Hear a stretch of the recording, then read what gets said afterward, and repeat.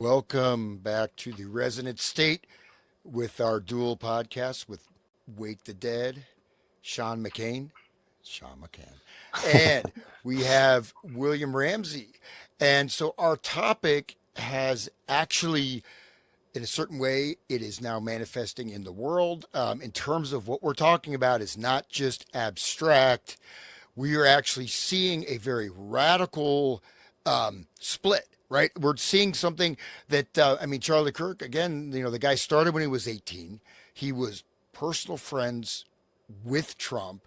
He was changing his positions. Yes, he was sort of you could say, a generic kind of conservative at the beginning, but he really had a very large following and he seemed to have actual personal integrity. And again, 31 years old. Imagine that guy in 10 years, what level he could be at. But again, another type of assassination with lots of anomalies, strange 910. We have that as that the stabbing also in the neck, 822. I feel these events are connected.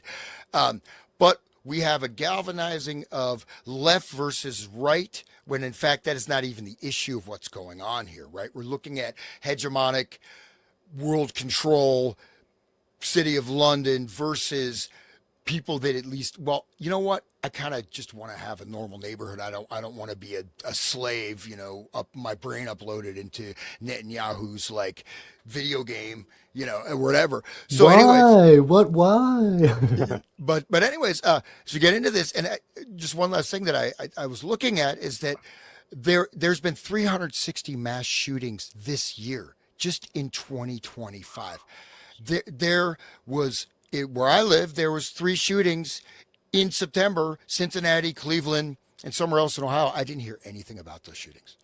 Nothing. That's in this month. So I'm saying that there is a lot going on. There's a very kinetic atmosphere. And so this is just very important work that William is doing. And just we're hitting this to see that as William's going to get into the JFK assassination a bit later, seeing that this model is still in play. This is still in motion. Maybe some of the terrain has changed, but not in a certain way, not that much, right? And you see these little bizarre handouts, such as you could say Manchurian Candidate book, JFK assassination, and in this case, you have a book written about this event before it happened. Supposedly, right?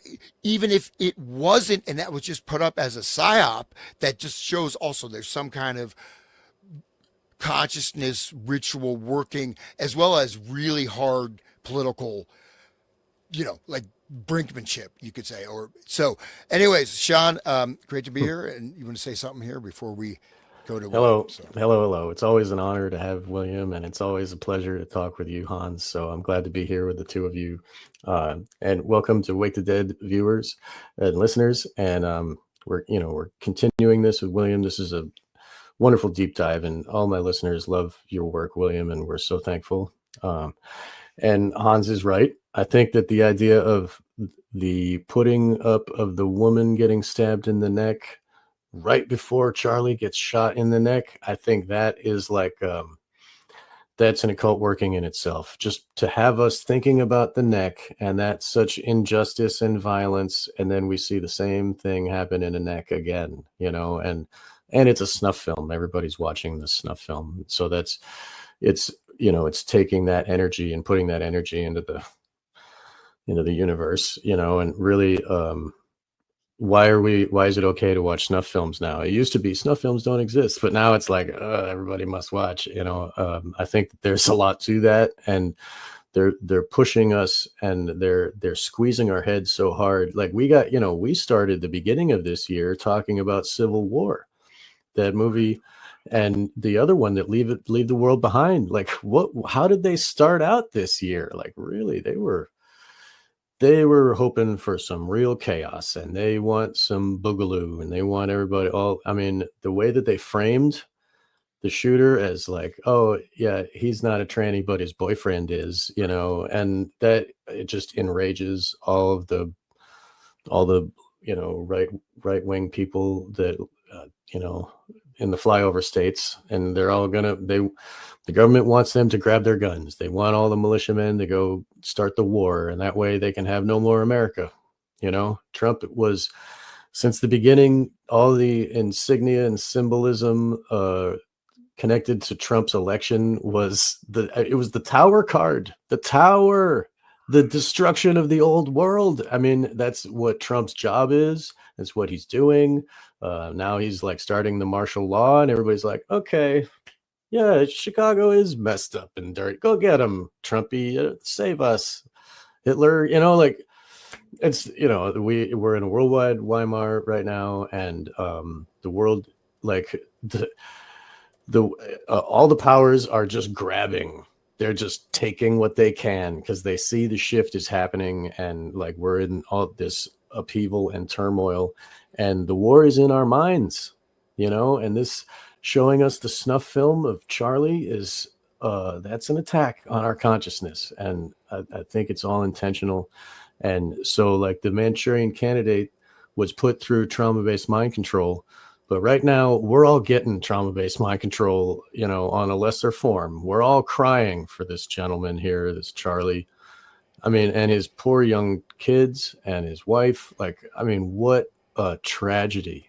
And we all had to witness and participate, and everybody has to think about it.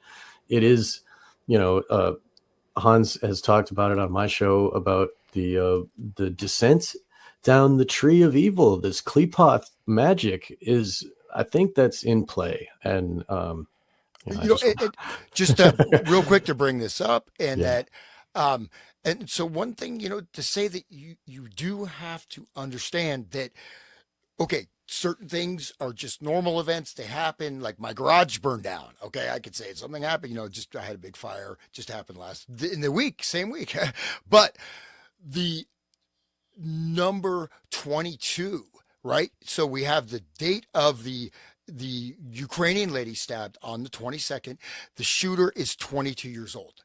Okay, so we have these two 22s that are very prominent, and so 22 is considered the master number, the bridge between the spiritual and material world, represented by a cube or a square. And it also connected with the 22 paths between the Sephirah in Kabbalah and the 22 letters of the Hebrew alphabet, considered the building blocks of the universe. Right. So technically, it's sort of like a positive, happy number, inner mastery, but manifestation of heaven on earth, right? 6 was 9, right? You also have, so it's bringing heaven to earth, earth to heaven, or bringing the physical and material plane. But what physical and material plane is being there, and which cube is being manifested? Whoa. Right. And that plays differently if you're Jewish or you're Christian or Gentile or whatever, right? Like, I don't think those are Christian numbers, so you wouldn't know 666 and stuff like that. But there is numerology in this event. 33-hour manhunt. They kept repeating that. Well, the Freemasons are all doing the Kabbalah magic. If you read Albert Pike, you know what I mean? Like it's the same. So they're using the same Hebrew letters and all that stuff for the Freemasonry too. So, but welcome, William. Thank you. We'll let you run, but just again to bring this up, look at this picture. This is look at the photograph. Red background. Yeah, dude. The squares, all black squares. The cubes, black squares. Black cubes. Yeah, dude. Like red the black and the background. tessellated floor of the Freemasonry, the black and white. It's all black, dude. There's no white, right? Oh man. It's red, and look at it's like they're doing a ritual offering, right? Almost like they're wearing cowled, hooded robes at some kind of looks all the candles almost looks like more like a satanic sacrifice. Yeah, we recognize that red color too from the the carpet, eyes wide shut, all the evil magic. You know what I mean? Like that. That's some. It's crazy. This cannot be accidental. Like they must have known. He must have been getting on people's nerves for months. And so it was all leading up to this. Well, that whole thing with and then that was the day. 9/10 was the day. Everything was aligned. So it was, and there was also another kid. This kid, his name was Holly. He killed 2 people online. He killed 2 people in Colorado the same day, and this lady said he was radicalized online, like all these other ones. So they're all online getting influenced.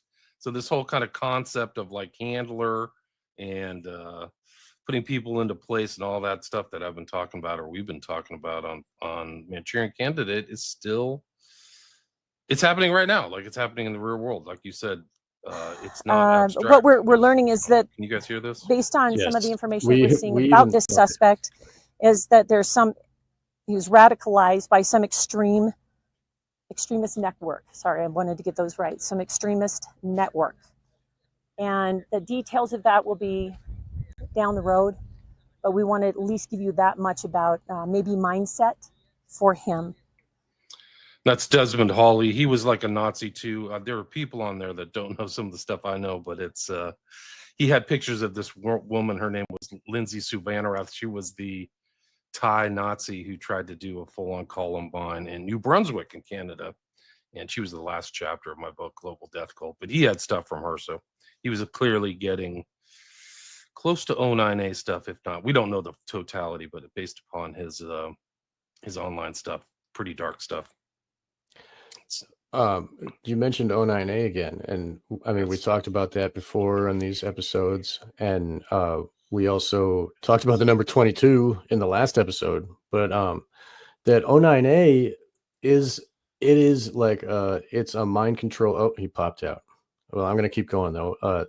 That 09A is a mind controlled script that is loose online for anybody, for it to fall anywhere on anybody's lap, and they, all of a sudden can pick up this. It's not like where you go to the secret society and it's in this one building and you have to get tapped on the shoulder to get this kind of mind control. It is it's set loose on the internet for everyone to fall into, and it radicalizes them, and it's kind of like Satanism, like Levian Satanism, and that type of it's pushed out to just hit everybody, and anybody that's susceptible can fall into that. And there's no like higher leader order.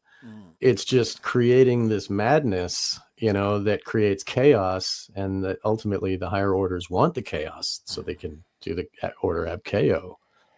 Well, I think Right. that's related. Some of that spreading is related to like the child trafficking, human trafficking, where people are recruited online, they're led into stuff, and so there's been, you could say, here's the distinction. You can have, say, if you're a Marilyn Manson fan, right? You're Right. getting into this negativity. It's pretty dark, but you're not getting recruited into this sort of that order of, and so that number 9 is very important, but it's like a decentralized network, yet there are grooming agents too for that, right? You're right. Yes, you're right.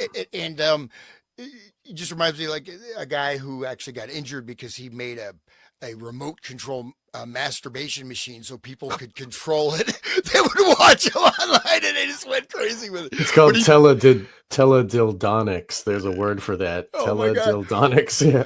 But he's like, I got injured. It was traumatic. Well, some dude's controlling it.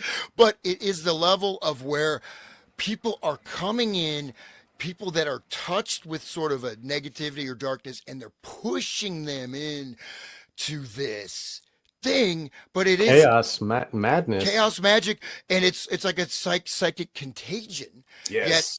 But it doesn't take that many vector points of leadership to spread it out, right? Right. The And- internet pushes it, and they can go like to all levels at once. And yeah, but you're right. They do have the Nexions, where they do have the certain individuals that are like really pushing those that want to go and meet up with the crew and go, join something really profound has happened where they can actually target these people and bring them up online.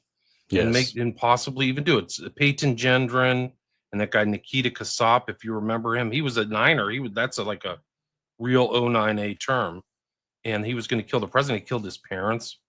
Like it's something very strange. A lot of these guys are like have been handled. I think Gendron was handled by an FBI agent. If you think about it, though, it is like the perfection of the Manchurian candidate tactics that they've been, this brainwashing and dry cleaning that they do.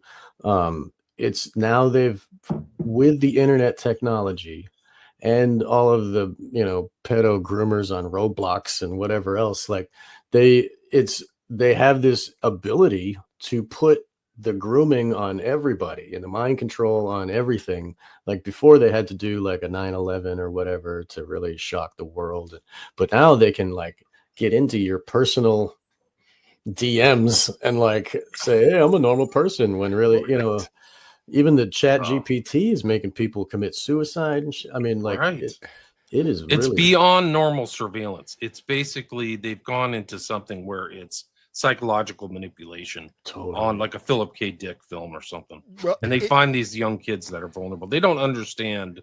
They haven't been around long enough to understand what's happening, or they're in an influence operation. And one thing that comes to mind is Dan Bongino, who's at the FBI. He's like, I saw something that would shake me to my core. And then he never said what it was. But I think the FBI's behind. Like, if you go, a lot of these guys are FBI, the guys who are like these influence operation type people. And Hoover was a monster, dude. He was an absolute monster. He's behind so many things. He covered up all these assassinations.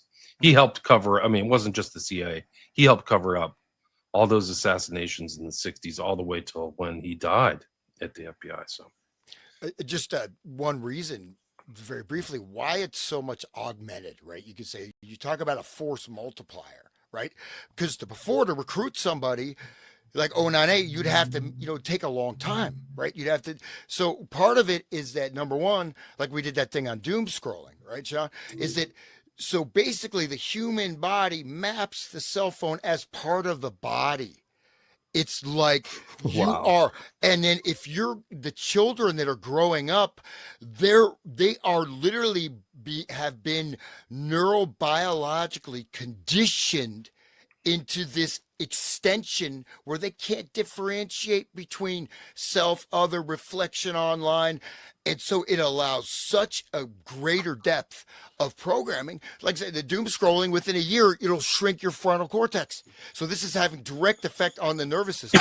So yeah, anyways, go ahead, Lawrence.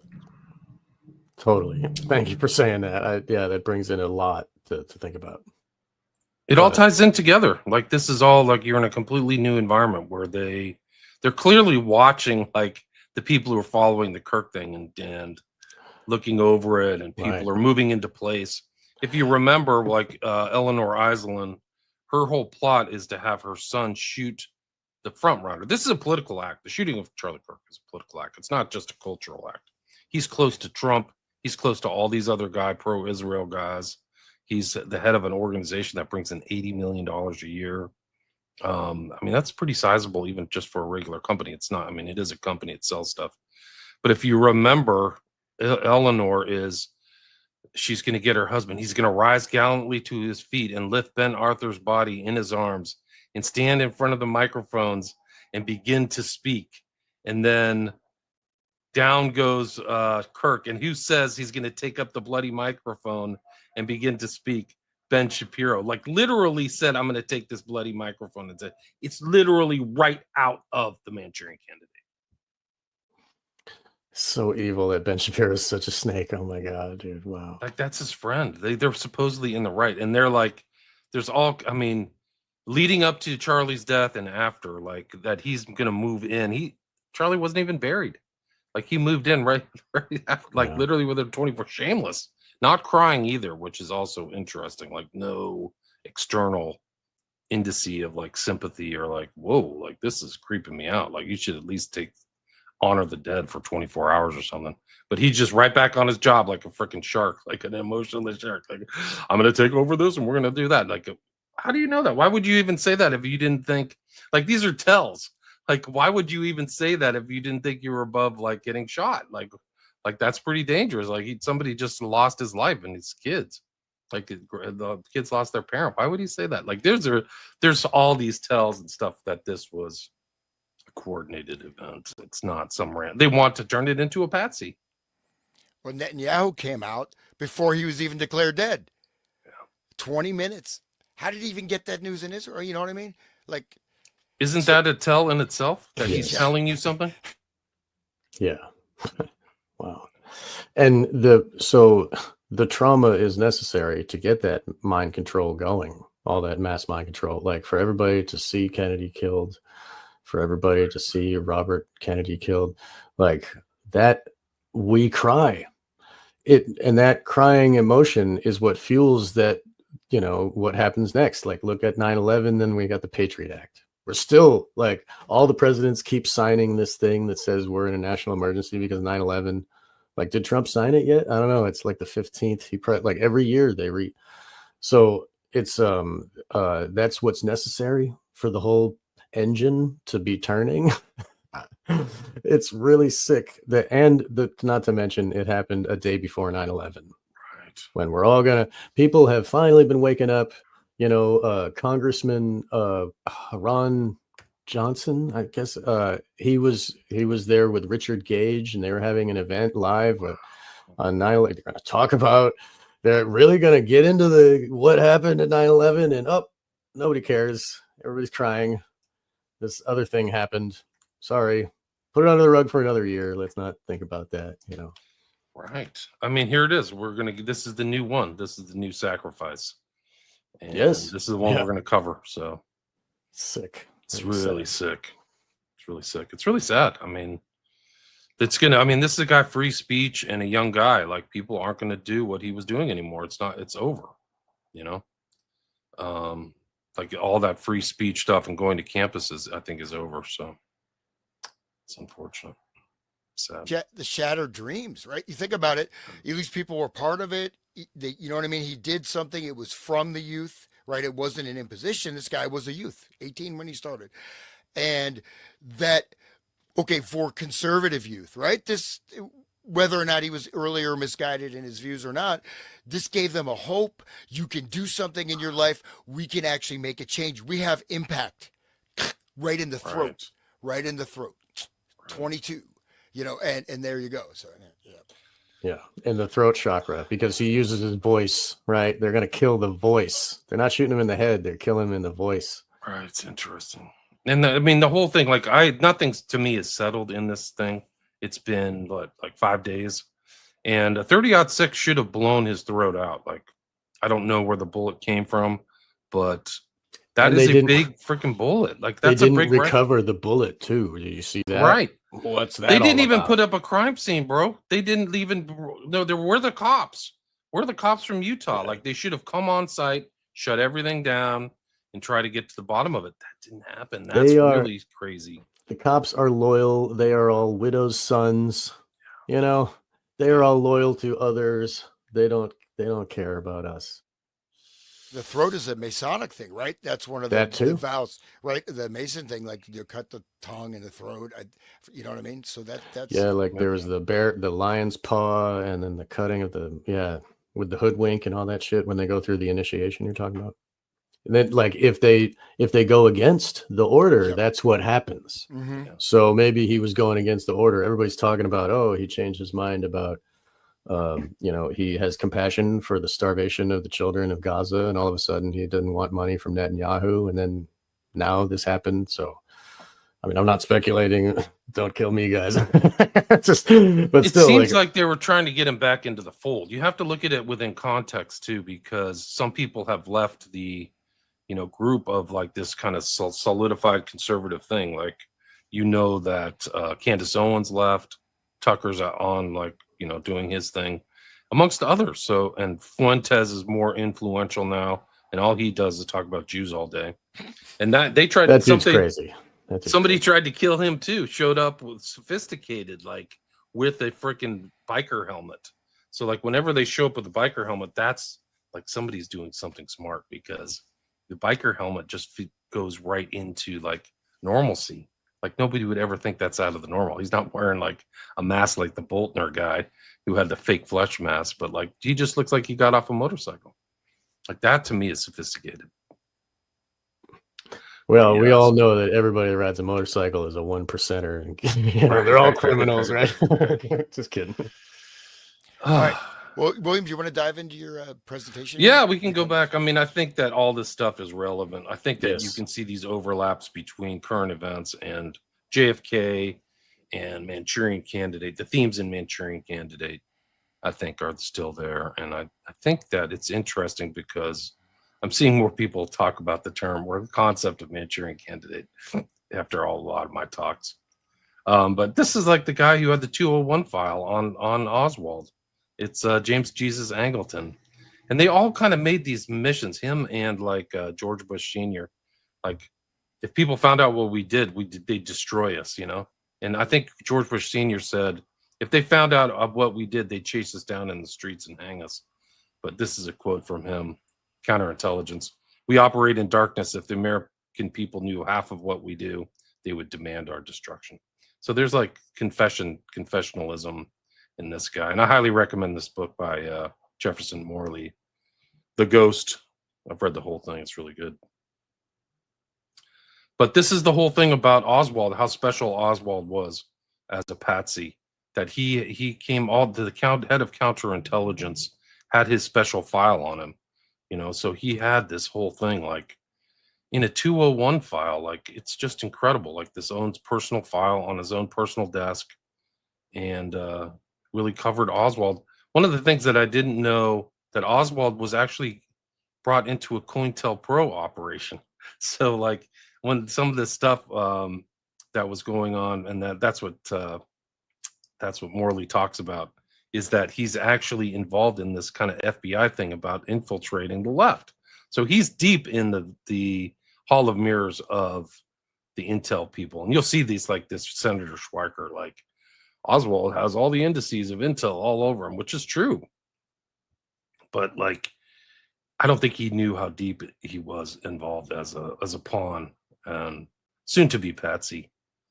But yeah, the time is coming up, like September 15th. We're basically a couple months out for the anniversary. These anniversaries are going to live with us forever too. It'll be September 11th and November 22nd. It's long, you know, as long as people, I can read. This is the guy. This is Senator Schweikert. He worked for the Church Committee. Everywhere you look with Oswald, there are fingerprints of intelligence, and that's at Real Curly on Curly5 on Twitter. But this was like the key element of the Oswald case, is trying to get Ferry, Bannister, Shaw, and Oswald's network together to go over the lone gunman patsy lie, right? So like, this is it. Like, that's what they were doing. And then Garrison was kind of like a lone warrior, man. He was really alone. They did everything. They gave him the full treatment too, like calls, threats.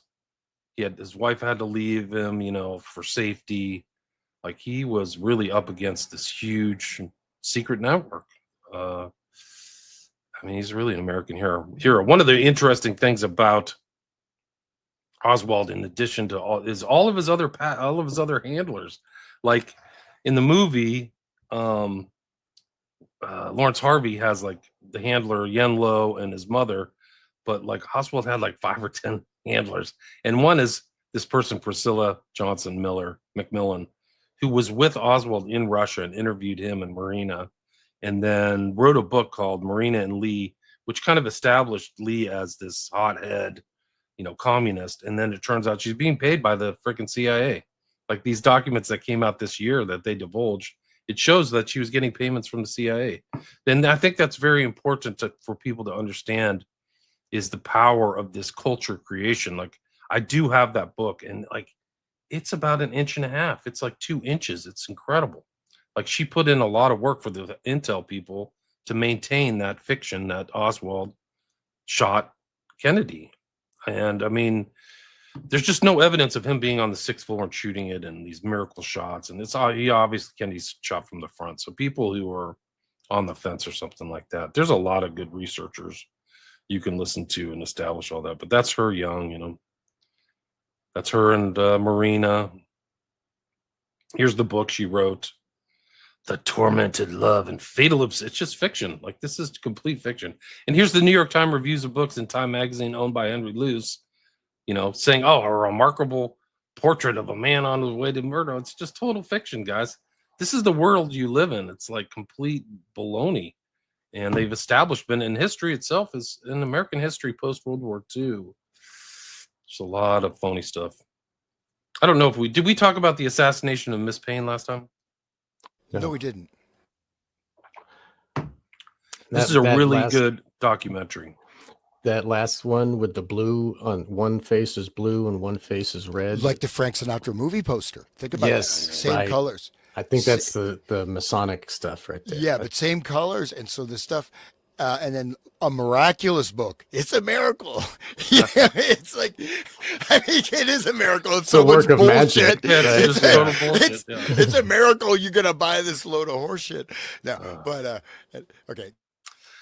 Anyway, like, it is just incredible. The handler. So Ruth Payne this is a really good. It's Max Good. I've interviewed him, but it just shows how she was like an asset. She's the one who picks up Lee Henry Harvey Oswald and drives him from New Orleans to Dallas and gets him a job at the book depository. So she's a key component. She's actually involved in the Warren Commission, which really probably could be renamed the Dulles Commission, because Dulles is the kind of kingpin in the background handling everything. And the fact that McCloy and Dulles are on there should have, I mean, the insiders, they're like probably guffawing over plates of foie gras and martinis, like that they're actually sitting on this freaking commission.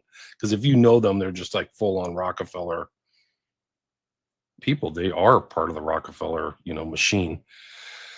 But this is just such a good, it's like the link. She passed away in the last week or two. So it's this important person. She passed away at 92. I think she took a lot of secrets to her grave. And actually, you want to talk about fiction, her house is like a historical landmark in Irving, Texas, where you can go and walk through, and and it's kind of like the sixth floor depository, because they're fake. I'm telling you, they're both basically fake. They're basically fake history that's been set up to establish this whole ruse that Oswald did it.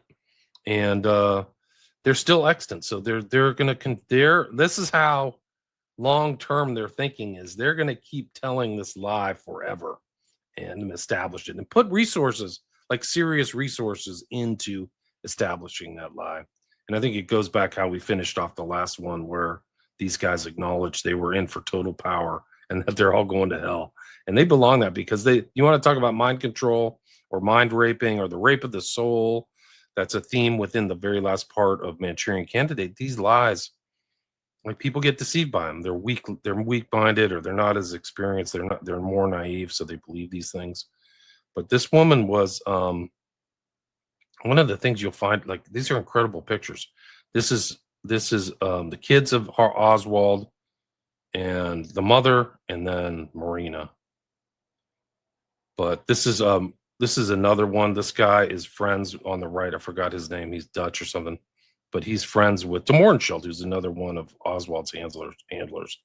And that's Oswald's mother.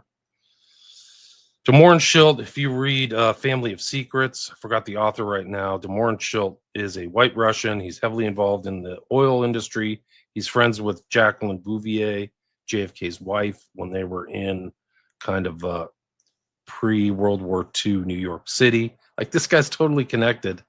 And he's another one of Oswald's handlers. Like, he wrote a book about it. And then as they were starting to do the investigations, Church Committee and things like that, there were a lot of assassinations, and there's some really interesting exchanges between him and George Bush Sr. And he's kind of pleading for his life. Like, de Mohrenschildt saying, and this is from the book Family of Secrets, he's kind of saying, I never talked. I've never done anything wrong. I'm on board. I mean, that's kind of the gist of it. I don't remember them verbatim, but then he ends up blowing his head off with a shotgun, supposedly. So this is another so-called suicide. Right before he goes to testify, like classic stuff, like Johnny Rosselli or some of these other characters. And this is the really good book about it. His name's William Oltmans. One of the things, this is kind of like one of the lost stories about JFK, but Willem Oltmans is in the movie JFK. So Oliver Stone kind of brought him in for a very small role. I forgot who he played. Maybe he played de Mohrenschildt. But I recommend this book too, Walking the Razor's Edge, The Dutchman and the Baron. and it's kind of a kinked out story about the JFK assassination, because Oldman's and DeMorenshield were lovers too. Like, it's weird, man. It's like one of those weird things. One of the things about Ruth Paine is one of her old friends is this woman Bancroft, right? She is this. They spent time before World War II. They were like friends traveling around Europe. They're carousing. They're kind of free lovers, and they're kind of like almost 60s type people without the drugs and the new music and stuff like that. But they were kind of like flapper types or something like that. And she's with Paine. And guess who this person, Bancroft, later on, after she's still close with Ruth Paine all the time, she later goes on to become the secretary for Allen Dulles. So there's a direct tie between Dulles and her and Ruth Paine and Harvey Oswald and MK Ultra. Dulles starts MK Ultra in 1953. And she didn't really like whitewash anything. These are deliberately kept out of the story of JFK. She literally wrote a book about her life called Autobiography of a Spy. So she's a spy with Ruth Paine. Debutante writer, confidant, secret agent, the story of her extraordinary life. She did have an extraordinary life. She was involved, and she was Dulles's lover. So you have like this connection of these two lovers and then Paine, which is left out of the JFK story. It's a crucial component. And I do think that all these stories are kind of like massaged and manipulated. Like, they don't want this to come out. They don't want the Dulles connection to Paine come out ever. And Ruth Paine is also kind of she's an heir to kind of like Mayflower type money. And her husband's involved in a lot of like defense industries, and it gets weirder and weirder. They're actually kind of close to this whole thing of Andre Puharich and the Nine too. They're like, there's weird connections between that, if you remember that story. But it's just one of these kind of like parapolitical things about the JFK assassination that they always leave out. There she is, like, extraordinary person involved in trying to kill Hitler. And they call it the July 20 plot, or they call it the Valkyrie plot. We call it Valkyrie for some reason because of the movie, I think. But Bancroft recruited by the OSS, and both worked and had a romantic relationship with Allen Dulles. He's the central figure. Like, he's pretty much the operational central figure all the way around the JFK assassination, and really the 50s and the mind control and all that. Like, he's wearing a lot of different hats. And the fact that he's friends with Ewan Cameron too is very telling. And that whole Ewan Cameron trajectory up to McGill and all that is really something else. What about his brother and the whole John Foster? Yeah. Well, yeah. Like I was. There's a lot going on, and I don't know, like, if there's some bloodline stuff there, and if he's there on purpose because of that. Who, Dulles is there because of bloodline stuff? I guess I was speaking about the other one, but I think I messed John up. Foster? Yeah, I think. But they're both kind of intertwined. I mean, they're very close in their things. They're basically operational guys for the American Empire. They're involved in post World War I negotiations. They're all over the place. Like, they really are extraordinary people. I don't know how good they are, but they're involved in so many different things. And close, they're part of. Dulles was a lawyer, went to Princeton, and was a white shoe lawyer for Sullivan and Cromwell, which is really the kind of legal arm of the Rockefeller family. So he's like in business with them, literally. And the overlaps with George Bush and the whole kind of, war's a racket, the kind of fascist attempted overthrow over thing. They're all intertwined that. So he's a very hard writer and very close to the Nazis in not a comfortable way. Like, there's talks about fusing of finances, and that he's involved in repatriating a lot of money that was taken out of Germany during the war and then brought back in. But that's a whole, it's kind of an interesting historical background story because it's often overlooked, but But see, Mary Bancroft, if you look, these are like almost American royalty, right? Yeah, these are blue bloods, right? She's in a blue blood it's not, brought up that much. But just reading through that, you're like, you look top to bottom, just right there at the very apex. Maybe not the super apex, but the very elite society. Yeah, she's like intermarried with people who were presidents, grandsons of presidents, and stuff like that. But even from just Wikipedia, it's like from 26 to 32.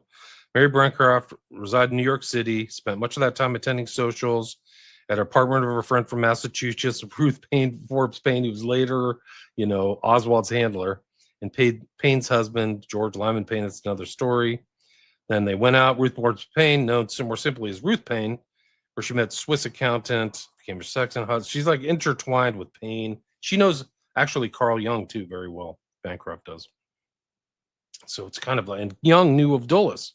So it's kind of like a interesting background. But this guy's name, Hans Bernd Javisius, is kind of like, was the intermediary between the anti-Hitler forces in Germany and like the external U.S. forces who kind of arranged for that Operation Valkyrie. So she was involved in very heavy duty stuff. And so was like Dulles was involved, like as a real,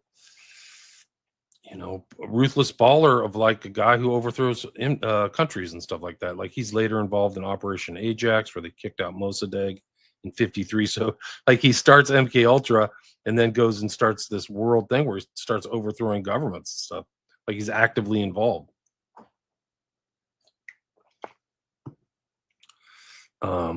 She's recruited, but it's just this. She's friends with Dulles's wife, Clover. Then she became friends with Henry Luce, and like Time Life magazine would later buy the Zapruder film. I mean, it just goes on, but it's all in her book. She like reveals a lot in her book about Dulles and stuff like that. There's Hans Bernd Javisius. This is the aftermath of the bombing. And then there's David Ferry. That's another handler of Oswald, this strange guy who lost all his hair.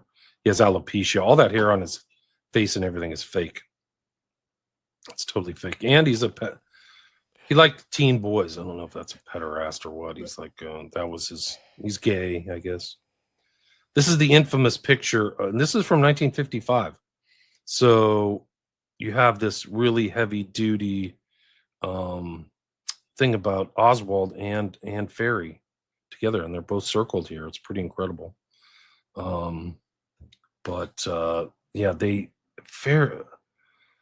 when he was in New York, Oswald had this really lengthy psychological assessment made by this guy Hubertus Albertus or whatever. I forgot his name, but like it's just incredible. He's the MK Ultra connected. This guy's a Knight of Malta.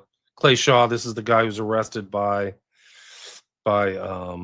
Garrison, and then he always claims his innocence the whole time, but he's not innocent at all. He literally works for like a General Thrasher or something in the U.S. He's very much networked with military intelligence.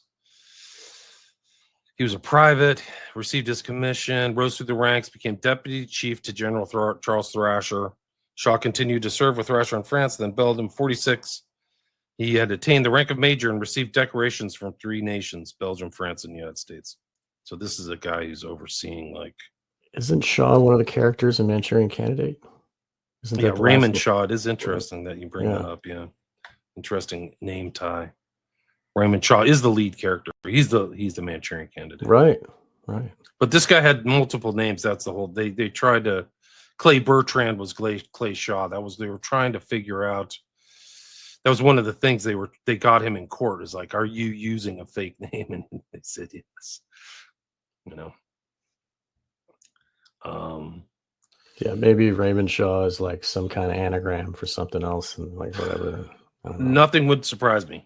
Yeah. They want Oswald. This is the thing that one of the recent things. If you see up here on the top 2025 release under President John F. K. assassination, some of these files had already been pre-released. Apparently, I don't know if this was one, but this is one. They're like, "Hey, we got to shut up Oswald. Make sure none of the stuff comes out." It's like, advised at a reception last night that local UPI reporter filed a story based on local research and interview with a retired Marine officer who claimed to be Lee Harvey Oswald's commander, and that Oswald was recruited by the CIA while stationed with the Marines in Japan in the 50s. press officer a chance to comment, suggested that much, if not all, papers of Oswald's personal history have been declassified for use by media. It's part of overall Kennedy assassination declass. It's all recalled that UPI reporters and some also had already been written, hence as a long shot at keeping a CIA-related story from surfacing in Japan. So they're trying to keep the story from surfacing in Japan. And they don't want to. So there's all, this is kind of an interesting thing. They don't want the fact or the knowledge that he's affiliated with the CIA to come out. It's pretty incredible. This is like the new kind of MK Ultra documents that came out at the end of the year last year. You can see them at the National Security Archive, and they're pretty interesting. And then this is We Were Controlled, about James Jesus Angleton and all these characters. The thing is what these guys posit, and this is pretty far out, is that Oswald is an experimental subject.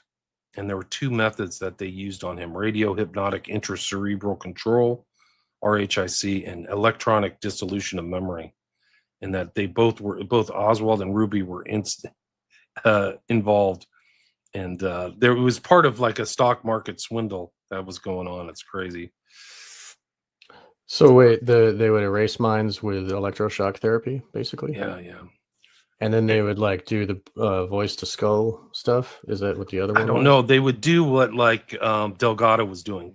You know, oh, like he had an implant, like like the bowl last time we talked about. Yeah, it's an intercerebral, and so that was. I mean, this is the technology, right? That is actually of the era, yeah. But no, I'm saying like this stuff is now in the cell towers, right? It's in your whatever. I'm not to freak people out, but so this stuff though. I mean, so basically you get these operating frequencies. I mean, it's a little bit blunt though, right? I mean, it's not like a fine-tuned thing, but you can. I mean, you put them in a mood. I mean, once you get that, depending on if someone has sort of a not very well established identity, with certain triggers, you can literally just, go. You know what I mean? Press the button. It's like, So, anyways, it's pretty Scary, crazy to scary. think about how dark it gets with Lee Harvey Oswald. There's something about him. Did this involve mind control? Lee Harvey Oswald clearly was not unfamiliar with the term. In the summer of 1962, he came to the office of New Orleans Assistant District Attorney Edward Gillen and asked him about LSD. He told Gillen that he had a supplier, inquired about its legality, and made several references to Aldous Huxley's Brave New World. Historians note that at the time, the CIA served as one of the few suppliers of the psychoactive substance, emphasizing that it was used in human experimentation and mind control among Marines at the Atsugi Naval Air Base, where Oswald served in Japan. One Marine from Oswald unit even confessed that he had been one of the human subjects. One analyst suggested that Oswald making himself visible in this way on this topic with a public official may have been another attempt to establish an image for himself as a dope-taking commie simp. Of course, Oswald may have had a genuine curiosity about the drug, but we know that they were doing drug testing at Atsugi before Oswald got there in 1957. And he was also in the hospital for strange periods of time there and in Minsk. And like he apparently was hospitalized for a venereal disease, which is very strange. Like that's not what people get hospitalized for. But this book, We Were Controlled, it's written by some guy, Larry Lawrence. Nobody knows. I don't know his real name. It's a fake name. But he really kind of was a super paranoid guy saying Oswald. Something was weird about Oswald. And then Kerry Thornley was one of the really first guys who was. This is another handler of Oswald. He went on to be like a Discordian, so he's friends with Robert Anton Wilson. And he would later say he had an implant. You can't really take him at face value, but he kind of knew the nomenclature of all this stuff. Like he said, I was implanted, they're influencing me, they're following me around. But he wrote this book about idle wars about Oswald before the assassination. So it's really incredible. And then this COINTELPRO, like Oswald is part of an active unit of COINTELPRO. The agency took the lead outside the country in the COINTELPRO attack on the Fair Play for Cuba committee, and its most famous member, Lee Harvey Oswald. The FBI and the CIA would work together. Angleton used CIA mail surveillance to feed the COINTELPRO beast. Like the CIA and the FBI are working together, and Lee Harvey is a front man. After Oswald did the killing, Carey wrote another book. So these are like books are lost. Like some of this stuff is never brought up, but it should be. But he's always talking about Carey Thornley. This is a handler of Oswald. Carey Thornley in his later years came to believe they had been implanted with a mind control device as part of a CIA orchestrated conspiracy. He specifically identified E. Howard Hunt as a key figure involved and was his mysterious New Orleans contact, Gary Kirstein, brother-in-law, acting as a handler in these operations. This belief evolved through the 70s and 80s, tying into suspicions of MKUltra-style experiments during his Marine Corps service, possibly at sites like Atsugi, where such CIA activities were documented. He was at Atsugi, too, Thornley was. He described personal experiences like hearing radio broadcasts in his head and a pinch in his spinal column, affecting his energy and audio hallucinations, which he attributed to implanted surveillance and control devices. Maybe he's schizophrenic. Maybe he was treated. Maybe they schismogenified this guy. That's like one of Hans's terms, schismogenesis. He also wrote the Dreadlock Recollections. Really, I mean, it has this kind of element of truth to it, but it's so out there, it's hard to believe it. I just sorry to interrupt, but just to say that actually the Oswald technology they're mentioning in that is technically can be done non-invasively through you're doing it's called neuromodulation technology, which is what it is: wireless communication, RF, BCI, neuromodulation, the exact systems that are being run right now, right? Radio hypnotic. So basically it's a combination of software controlled receiving and sending messages from the brain. So that particular technology, if it's going back to Oswald, I'm saying that that's basically what the 6G and the BCI and all that is. So it's just throwing it out there. But it's incredible that they are even making this allegation about Oswald, but he does act strange, and he is handled. He has handlers, like all the way from when he got back into the U.S. to when he shows up in Dallas, he's being handled. Like, it's really incredible. Anyway, so this is part of the story. We Were Controlled is it. And Thornley's kind of like emulating Hunt, by the way, is rumored to be this guy, Raoul, who was James Earl Ray's handler. For some reason, Ray was able to escape Memphis, Tennessee after the death of MLK. And if you remember, he did some kind of hopscotching movement. Like he went to Montreal in Europe. I forgot where he ended up, where he got caught, but like he was able to be on the run. And this is a guy who just got out of jail with no money. He's one of those guys that it's just like these other assassins, like they can bounce around in weird ways. Nobody can explain it. Where are you getting your money? Where are you able to do this? How are you financing yourself? But so E. Howard Hunt is a very dark figure. Like that's a whole nother story. Like he's also involved in the Bremer case. If you remember the Bremer case, I think if we did that presentation about Catcher in the Rye, Bremer was the guy who tried to kill George Wallace, another political assassination, right? Who did it help? And the rumor is, and they denied this rumor, they had to deny it, but the rumor is that E. Howard Hunt wrote Bremer's fake diary. And so even in today's assassination, or this week's Kirk's, apparently this guy's writing stuff, the so-called Patsy or whatever, Robinson, which is actually kind of an occult name, believe it or not. I think the Robinson in the English goes back to when they used to dance, when they used to have the kind of pagan rituals where they would dance around the pole, the maypole. Yeah. Like the Robinson, that's where it derives from. It's interesting. But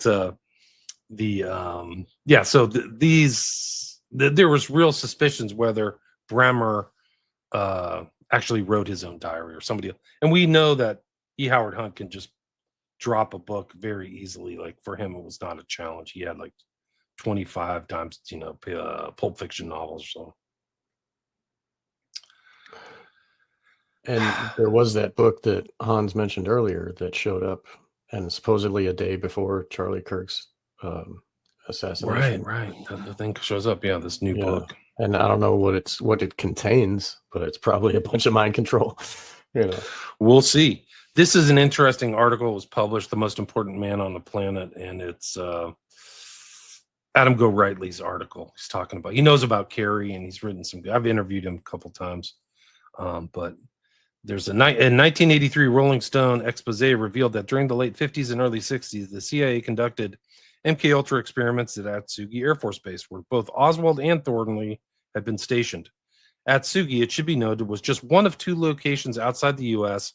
where the CIA stored LSD. The other storage facility was Manila, where it so happens Thornley was also stationed during his overseas duty. Curiously enough, E. Howard Hunt, according to his biography, was also stationed at Atsugi during the same time period as Oswald and Thornley. This is a heavy duty baller. E. Howard Hunt was the head of domestic You're not supposed to have domestic CIA operations in the U.S., but he was the head of U.S. domestic operations, and then I think he was the head of the CIA outpost in Mexico City too, right around the time of the JFK assassination. So he shows up in Watergate too. So he's really something else. Was Lenin shot to order? This is an interesting article that goes into this brain stuff. You can look at, they were writing about this stuff back in the day.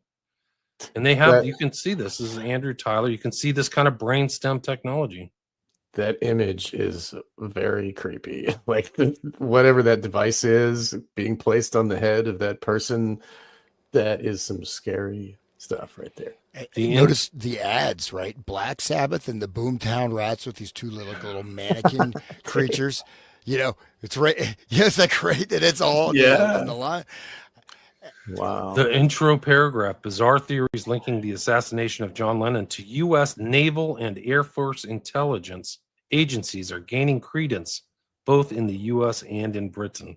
Like, it's crazy. Like, so it's military stuff.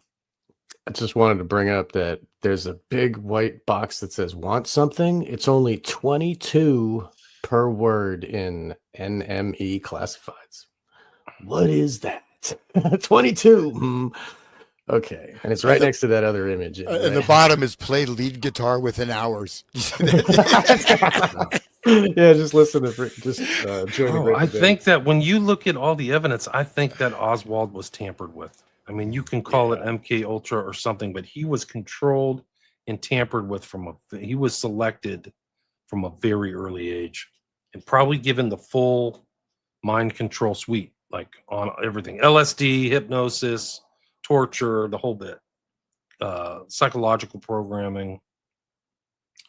And that's why he became the patsy. And that's the story that isn't in the JFK narrative, even amongst the JFK was assassinated by a conspiracy crew. They leave it out. This is the guy that JFK fired in 1961, and then Oswald supposedly took a shot at him in 1963 through a glass window. I forgot his name. What is it? Walker.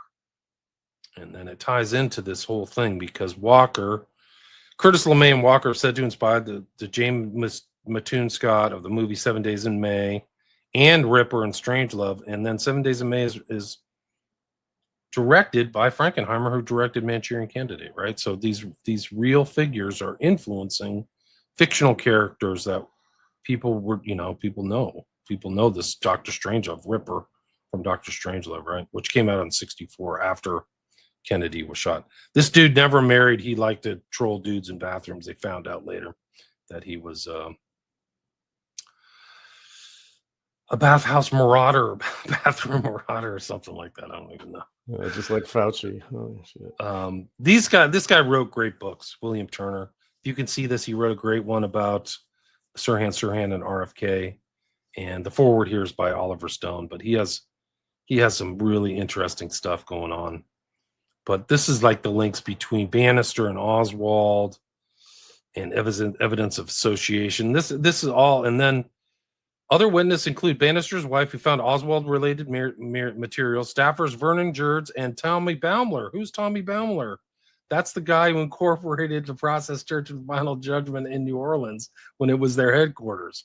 So they're around this too. Yeah. No way. Yeah. Wow. Yeah, you can't write this stuff. So that's kind of like one of those known kind of crypto facts, is that the process church bounced from the top of the Yucatan to New Orleans. So New Orleans was their headquarters around that time, and they were up to no good. New Orleans has been like the seat of dark occult magic and witchcraft forever, like since the beginning of America. It's really dark. That's where a lot of that African stuff came over. Yeah. Damien Eccles lives there now, which makes perfect sense. That figures, yeah. It's really is. It really is. And what's that movie? Marie Laveau was there. Like yeah, all right. all the other, and Hans and I talked about it with the PSYOP Cinema guys. We were looking at this movie that had all of this African black magic, and we were looking into this, like Papa what's his face, and like I forget all the names now, but I mean Papa Legba, yeah, Right, dude, right. and the Loa and the connection with the spirits and all of that, and they become possessed by demons, like when they do their cutting of chickens. Like it's really Go watch the movie Angel Heart. That's what we were talking about. Yes, okay. Angel Heart. Yeah, it was a great movie. Really one of the best. New Orleans and just all that stuff's in there, man. Really dark, like black magic. Yeah.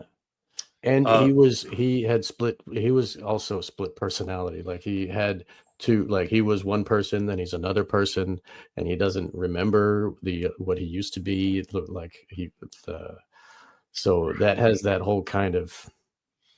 He has amnesia. He doesn't know until the very end, right? Yes. And then that's when but still, it's like the idea of not knowing your own other self is part of this whole thing. With the Manchurian Candidate doesn't recognize what he's doing when he's taken over and has the other personality in charge, Precisely. Slight tangent, but John Rebenuk, aka Dr. John, right? So he was actually involved in voodoo. It was some kind of a shooting when he was a younger man. I forget someone's girlfriend, this and that. And so he was a pretty, he was involved to a certain extent, lesser extent. They say he just did it as a homage to Dr. John, the actual voodoo priest, right? The famous voodoo priest but yeah, he was, I don't know his ethnicity, Rebenuk, but that's, he was, anyways, just that music, and that's where that ties in, with some of these things. So it influenced a lot of music. Like it influenced even Elvis and stuff, that type of, magic. And the Rolling Stones was using that voodoo beats, and like it, it's important. And I'm glad that you brought that up. Sorry. Tommy Baumler, attorney in New Orleans who drafted the incorporation papers for the Process Church. And he was described by former process member Timothy Wiley, who's process number 3, right? So it's the 2 starters, and then Wiley was 3rd in charge, as an enormously fat, gruff, cynical, rude, and extremely funny.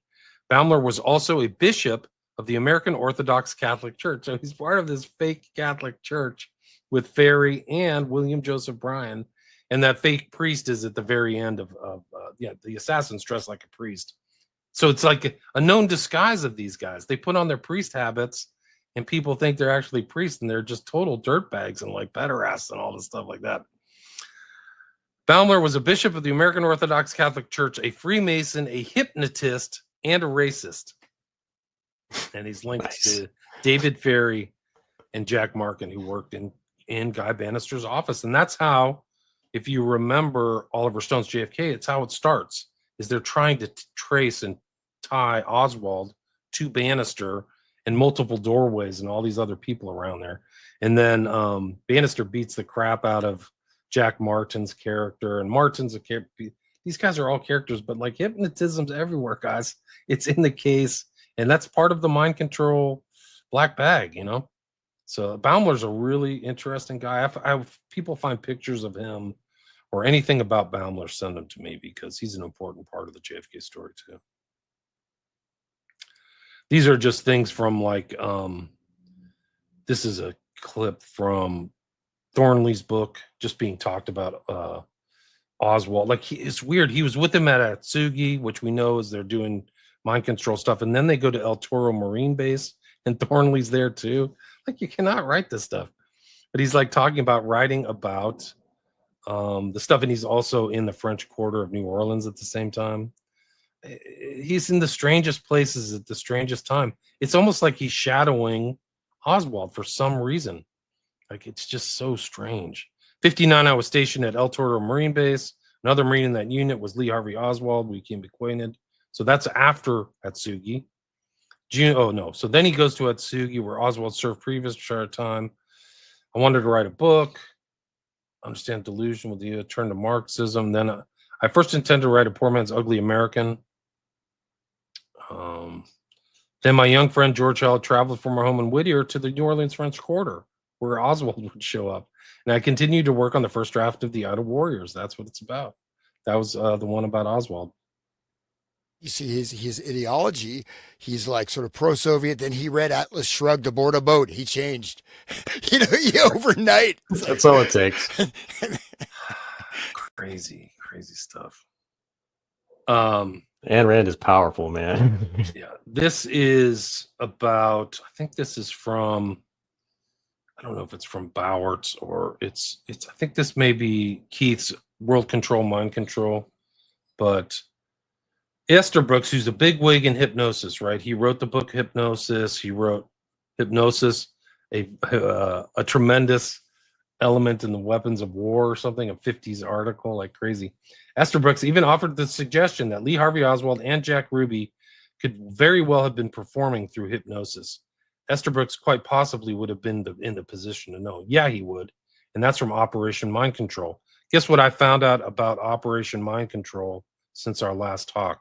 Like, the two main books are Bowert's book and Marx's book. Guess who wrote the intro to Operation Mind Control? Who? Richard Condon. Yeah, so he's like, No way. yeah, so he's tied Wow. into, yeah, Holy really shit. crazy. Let me see if I can bring that up. What do you think about Bowert's book? Because I know there's a guy, I'm not recalling his name. He said he worked with Bowert for many years. He's bringing that material out. I know there's like this research edition. What do you? But the guy who was very closely associated with Bowert, he kept bringing up, it's use Marshall McLuhan. The media is the message. Just create your own narrative, and then you'll be. Well, okay, that may free you from mind control, but it seemed a little bit lightweight. But what do you think about that book overall? I've heard critiques about Bowert, but Okay. I mean, you have to. I think you have to put them in the context of where they were and what they were able to access. Like, it's pre-internet. But I think Bowert was. I think it's pretty good. Like, there's a lot of things in there. There's that Fletcher Prudy, who did a lot of work on JFK, is involved in this. So you see these overlaps.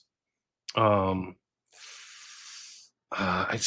don't know. I've heard people like really critique this, but this is Condon's intro right here, and he likens it. It's kind of an interesting intro in that he likens kind of the state of human beings as Grok the clown, who, having had his legs broken in 8 places by his father for professional reasons, to be certain the child would grow up walking grotesquely so as to ensure his eminence as a clown. So kind of like somebody's deliberately crippled.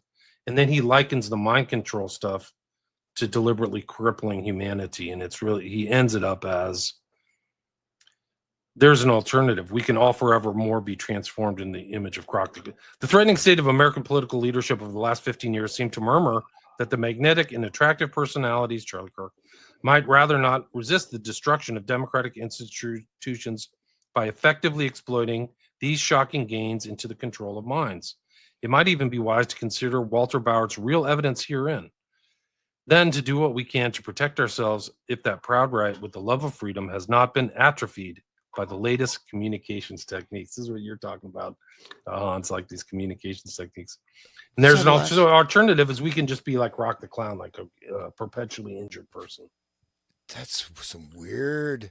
That pretty is profound, huh? Like, that intro is kind of seems like a little bit of a uploading consciousness manipulation. It's a bit odd, isn't it? I mean, like his I don't know. That's I'm just opening with the image of abusing a child so that the adult is changed for their benefit. What is that? I mean, that's Robert Heinlein, right? Grokking.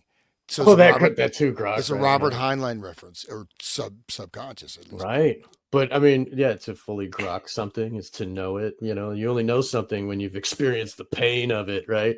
And I mean, that's what SRA is. The satanic ritual abuse is breaking children to create a robot.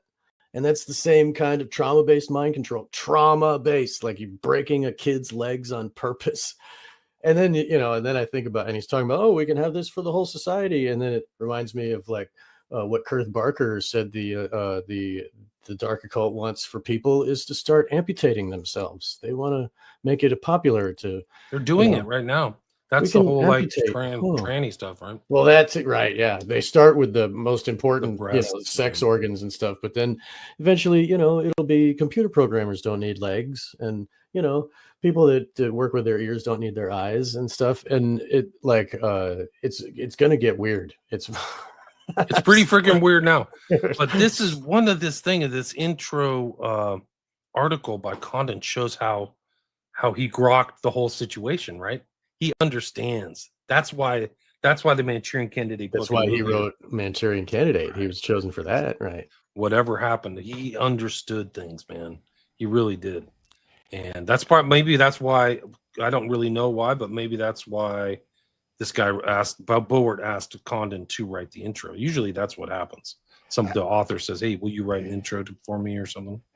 Just for fun, just want to check out. There wasn't this actual guy, Grok the Clown. Can you see it? If you could, no, I can bring it up. I just brought up that screen. Wow, look, this guy is that.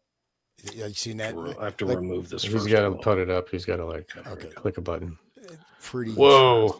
You look at it. It's pretty. Look Dude. at this. Pretty trippy, right? That's nightmare fuel, man. He was supposed to be the greatest clown in the world. So was his legs broken as a kid? Was that a real story? Is that a real story? I bet it's true. Grok, Grok was born. Yep. King of clowns, Europe's greatest clown. Born Charles Adrian Wettak. He really was a real person. Wow. It doesn't say anything about his legs. The greatest of Europe's clowns. And what does X use for their AI? To grok, I guess it's taken from Heinlein, but still, maybe it's this. Maybe it's spelled a little different, I guess. But so it does Grok's career is commemorated with the Grok d'Or, an annual competition for young circus artists, which first took place in 2003. He's been in tons of films. Every rabbit hole is like so deep and extensive. Like you just fall away into all these rabbit holes, man. But his legs were not broken. I mean, they just don't mention that. And he retired to a 50. Wikipedia won't. Well, no, it looks like that may just be. But he's pretty creepy looking, right? I mean, agree. He's very creepy. Yes. He retired to a 50-bedroom mansion that he called Grok Shea Grok or whatever. Oh, anyways, okay. Here's more of Condon's intro. Like, in an epigraph to this book, Zbigniew Brzezinski measures the political probabilities of mind control use when he says exploiting the latest communications techniques to manipulate emotion and control reason. Today, our secret police and our military establishment have demonstrated in Vietnam and elsewhere, examined by Bowart herein, the powers to create assassins out of our children. Oh, so real quick, that goes back to your intro. Hey, Hans, it's your intro. There's been all of these shooters this year that aren't even out there. Like, this is what he's saying, I think. By the way, I just looked up. Grok's legs were not broken. He was known for his acrobatics. Oh, the opposite. He would jump through chairs, backflips, and he was like a gymnast. You know what I mean? Like an acrobat. Wow. So that's a complete lie. No, really odd. No, you got to reread this. It's his father had his legs broken. So the Grok's father the father of Grok the Clown having his legs broken. But then why does it say we end up with Grok? Father did that to the son. I thought that's what that was. I think you're right. Yeah. Broke Grok's leg and place to be certain the child grown up walking grotesquely. Wow, that's crazy. But that's the opposite. It's like it's the inversion, and to your great hero Grok, we're gonna break its legs and he's gonna be deformed. Like it's anyway, never mind. Yeah. This is really interesting. Like, this is the tie-in with this whole Manchurian Candidate. Were the assassins programmed to forget they did it, or were they programmed to do it? We may never know, for they stand bewildered, idiotically grinning for the cameras. So I think he's like insinuating that these clowns are like these assassins. They're like evil clowns, kind of like jokers. This is a whole nother show, like just a whole nother show on freaking Operation Mind Control. Dude, wow. It's a great book. Yeah. Yeah, whoa. These guys really thought about it. That's the whole thing, you know? They really did. Really crazy. But all these, like, I mean, I don't even know if I have it in my slides, but one of the key elements of the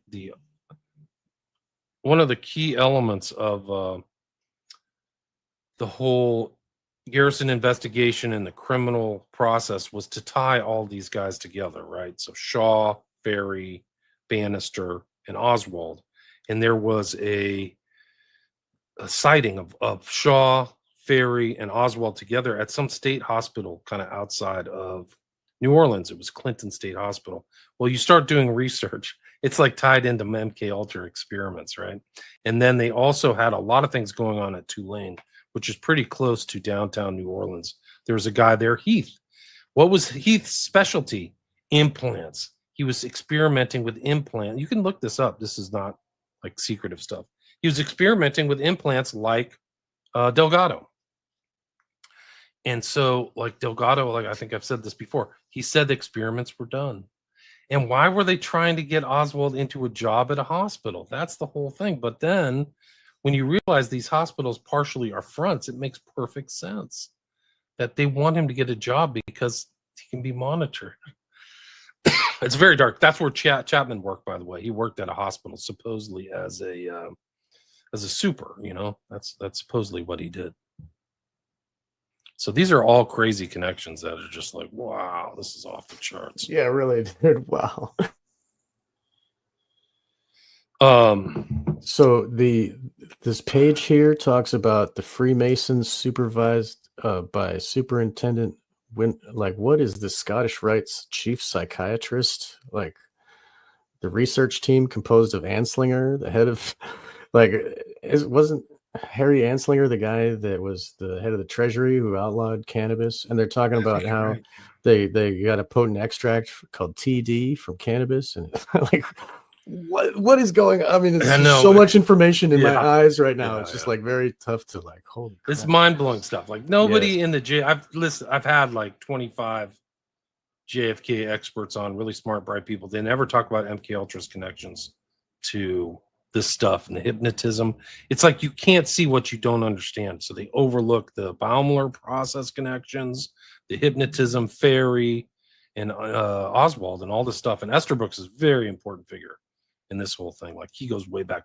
I don't know if I've talked to you guys about this. Have you guys ever seen the 500-page FOIA of communications between Esterbrooks and J. Edgar Hoover? It'll blow your freaking mind, dude. It's unbelievable. Jeez. Yeah, Colin Ross wrote The CIA Doctors. I don't know where he got it from or if he got it from somebody, but it's literally Esterbrooks teaching J. Edgar Hoover and what was his gay lover's name?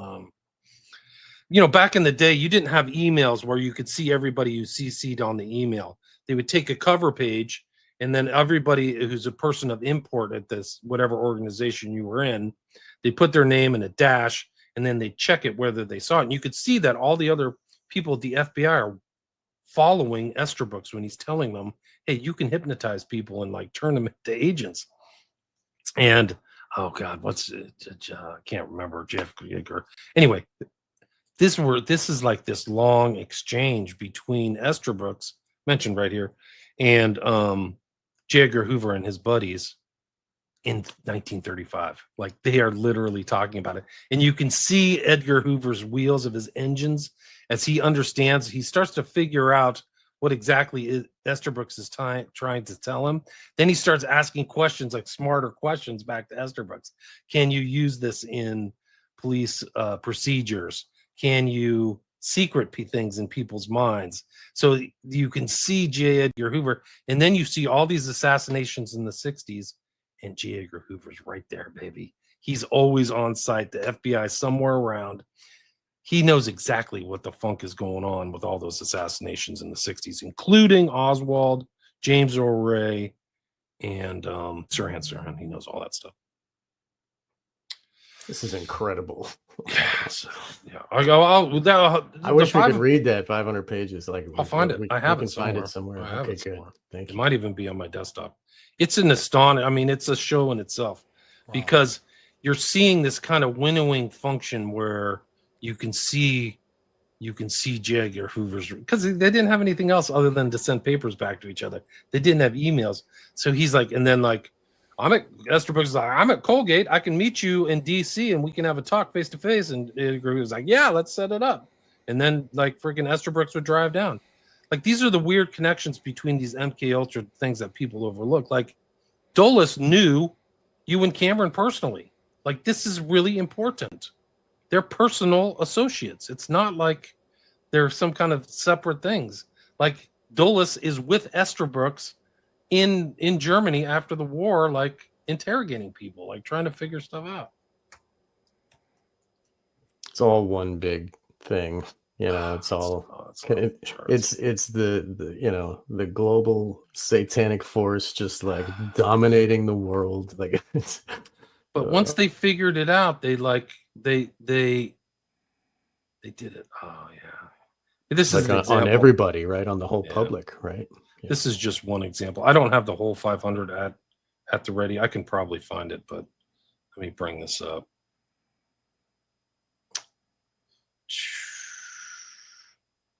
This is one example.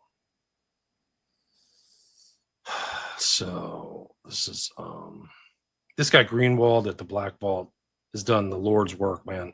Like, these FOIs are so important, and the people who sent these out, they probably have no idea how culturally and, you know, how important they are. They're probably just like eating Cheetos, like stamping stuff and sending it out. They're like, dude, this is like vitally important information for humanity. Like, oh, they have it already. Boop, send it. You know, I don't care. I'm gonna go have lunch. J. Edgar Hoover, Dear Miss, this is from Esterbrook. This is 1933. So this shows how far back it goes. The timestamp for MK Ultra is 53. So this is 38, excuse me. This is like, you know, 15 years before that.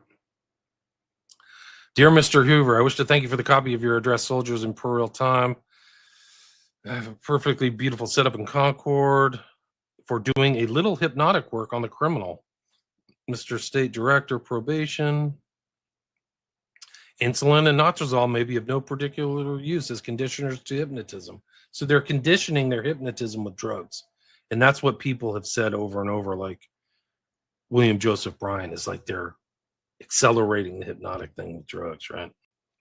And that reminds me of the Kanye's handler there, that Pasternak was using drug. He was like, his job was to study those kind of drugs and how they're affected. Like, so I mean, those handlers are everywhere. Like, it's, you know, Hollywood and the government. Yes, like, it's the whole thing. They are. He's Pasternak as a handler, I think. Totally. Yeah. One of the things that was in Manchurian Candidate, there's these references to Yen Lo in these papers, and that's a reflection of real-time things. So you see this when Esterbrook is writing to Hoover. Wow. I thought the following titles might interest you. A book by Meyer in German, Crime and Hypnotism and Methods of Fraud Solution, or Narbutovich, Hypnotism by Means of Indifferent Stimuli According to the Conditioned Reflex Method.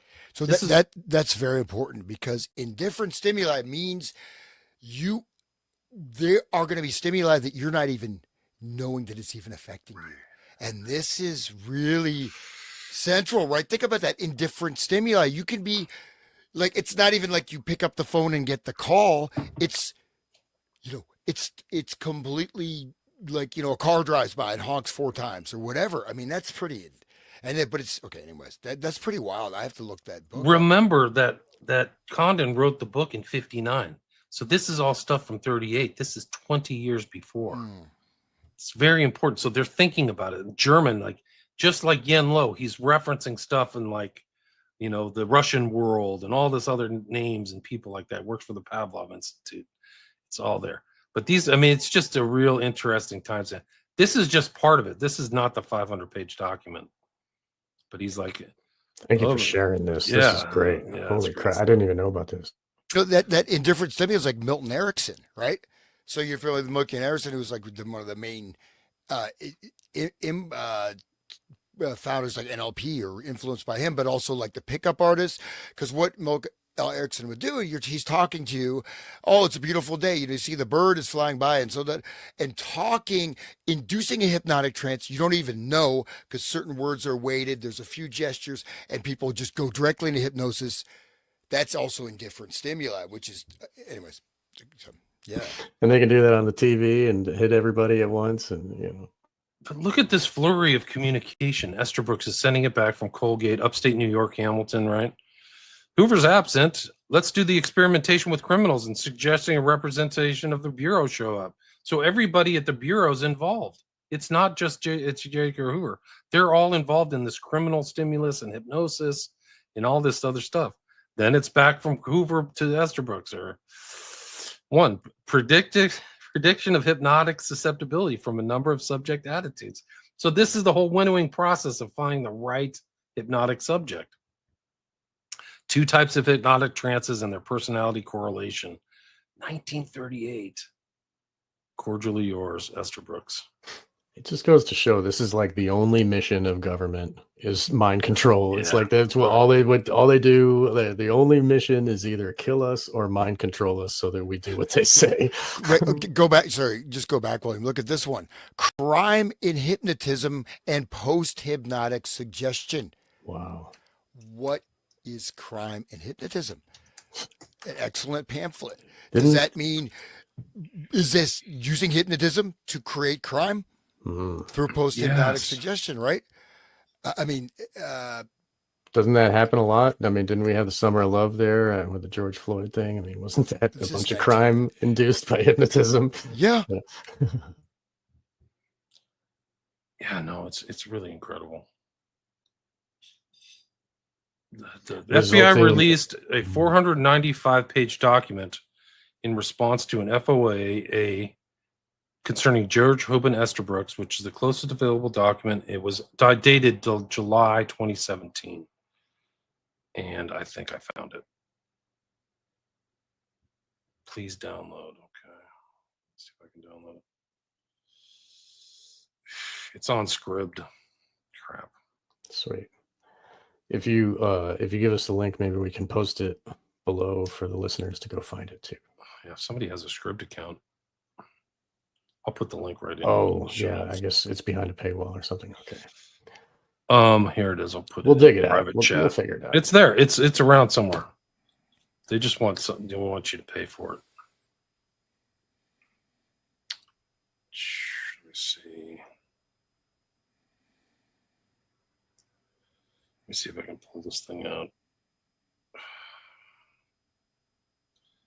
Scribd is a pain in the butt. It just takes forever. Okay, continue. Log in. I don't know if I have an account here anymore. I actually used to use Scribd quite a bit.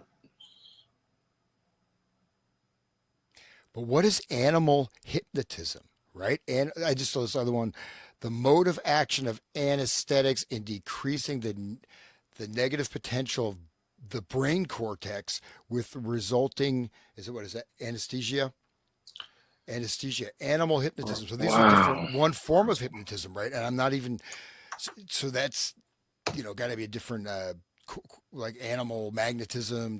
So it's got to be some other level of this stuff. It's pretty. Yeah, I mean, references, courtesy. Oh, see how this thing. Tolson was the dude who J. Edgar Hoover was his boyfriend.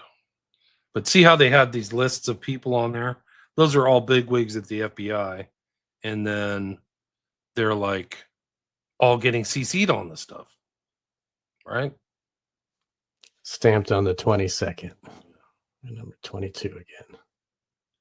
Crap. Yeah, I don't have a Scribd account. Some listener does, and some listener will help. I'm sure they're listening. I mean, this is live, so hopefully it's already happening. So somebody's already. Hopefully. Dear Mr. Hoover, just another idea which I frankly cannot evaluate myself. I've been very much interested of late in certain work done by the Russian and French psychologists. This work runs along the line of causing a regression by means of hypnotic suggestion. In other words, they suggest to the subject that he is now 10 years old or 7 or 4. They then test this level of intelligence by means of recognized intelligence test, and to be quite frank, results are surprisingly accurate, much so, more so than I could have suspected. So this is the whole testing thing. They're like figuring stuff out and getting information from other people.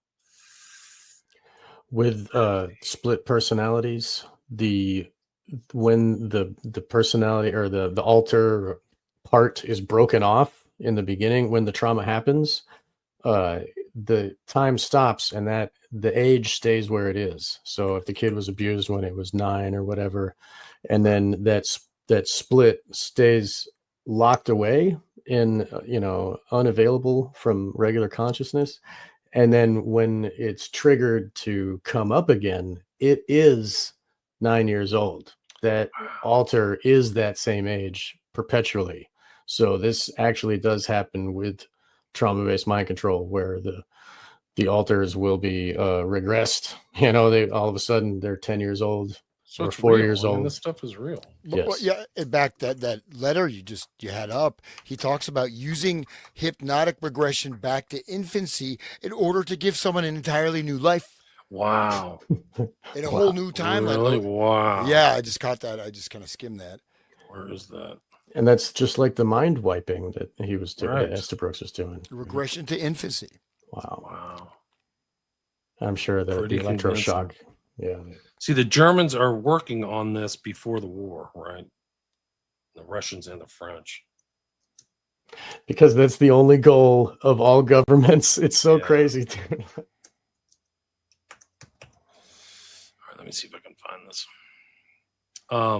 Yeah, I mean, this whole process, you can see the back and forth. That's what's important. Is like they're learning from Estabrooks. They're starting to get asked better questions. They're talking with the embassy too, like the English embassy's involved in this. But look at how much time, like this is like tons of things. 1940, J. Edgar Hoover. Suppose I take a good hypnotic subject, a workman in one of the munitions factories. I give him the impression, both in hypnotism and out of hypnotism, that he is taking part in a very interesting psychological experiment. I wish to demonstrate to the FBI the remarkable power which the hypnotist has over his subject. Then I introduce him to one of your agents. Needless to say, this age would not be genuine. Then I explain to him that tomorrow morning, in order to demonstrate this experiment, he will enter the munitions plant as usual with his dinner pail. I explained to that all the time he will be under surveillance by men of your department. In his dinner pail, I explain, is a time bomb, which has all the attributes of a perfectly good time bomb, except it contains no explosives. We wish him to cooperate fully in this experiment in order to demonstrate just how this technique could be used against an enemy. So it's a weapon of war, right? So that's the whole thing Yen Lo says in the medical facility in New York in Manchurian Candidate. You now have a weapon of war, or whatever. You don't mind finish that next look at the next paragraph. In the morning, I give him his dinner pail with the time bomb enclosed, but put in a genuine bomb, which will explode after his arrival within the munitions plant. In my opinion, the odds are about 5 to 1 that this plan will succeed. Even if it doesn't, needless to say, I will have removed from him all knowledge of his ever having been hypnotized, and will render it impossible for anyone to hypnotize him in the future. In other words, he will land in the penitentiary on a charge of treason, and I will be free to continue my work. Wow. That right there is the whole thing. That's all of it. That's Manchurian Candidate right there. 1940. Wow. But he's talking about blowing up an actual munitions plant too. Like it's probably not just hypothetical, right? Yeah. And he said like he ends up in a penitentiary, and I just continue my life. That's what a patsy does, right? Yeah. Man. Holy crap! Crazy. So I think it might be at the Black Bolt. That's how it really works. That's it. This is the real. This is just mechanism. 39 pages of 500 pages of this stuff. Like it is off the charts. These Black Vault documents are incredible, dude. I'm so glad you found this stuff. Holy crap! Where is this? I think it's at the. If anybody knows where the Black Vault is, let me see if it's under here. Like this is stuff like you can't even believe they let out to the public. It's crazy. Brooks. Well, see, the good thing is this stuff isn't redacted, right? Because I got Right. when I got a whole bunch of documents from the recent release was about a year ago or approximately, but half those they're just redacted. You know what I mean? You get like 2 lines. Okay, I mean there's some quite interesting stuff in there, but this is great. It's just straight up, and they probably don't even care. Oh, it doesn't even matter, right? They don't not looking at this as being classified. That's cool. So Yeah, it's pretty crazy. Here's another Estabrooks at the Black Vault. It's Hypnosis in Intelligence. That's a whole nother show. Let's see if I can download this. Desktop. I mean, it's just incredible. They were going through it. And obviously, this is at a high level. This is at a academic collegiate level, right? That's what they're talking about. And then 59, Estabrooks is still in communication with the FBI. He's in communication with them for at least 20 years. Hypnotism and juvenile delinquency. This is right around when Manchurian Candidate gets published. And hypnotism and juvenile delinquency reminds me of the ultraviolence of Alex and his droogs. Right. Like what were they doing to make those kids so crazy and chaos, ultraviolence, dude. And now what do they got? Like it's people are on their TikTok saying, yeah, we want more ultraviolence, get them all, like holy. How much of that stuff is actually authentic or somebody is actually mind controlling them, right? Yeah, good point. Yeah. Wow. So Scribd, it seems to be the only place where you can find it. I don't know what else to say. Anyway, let's get back here.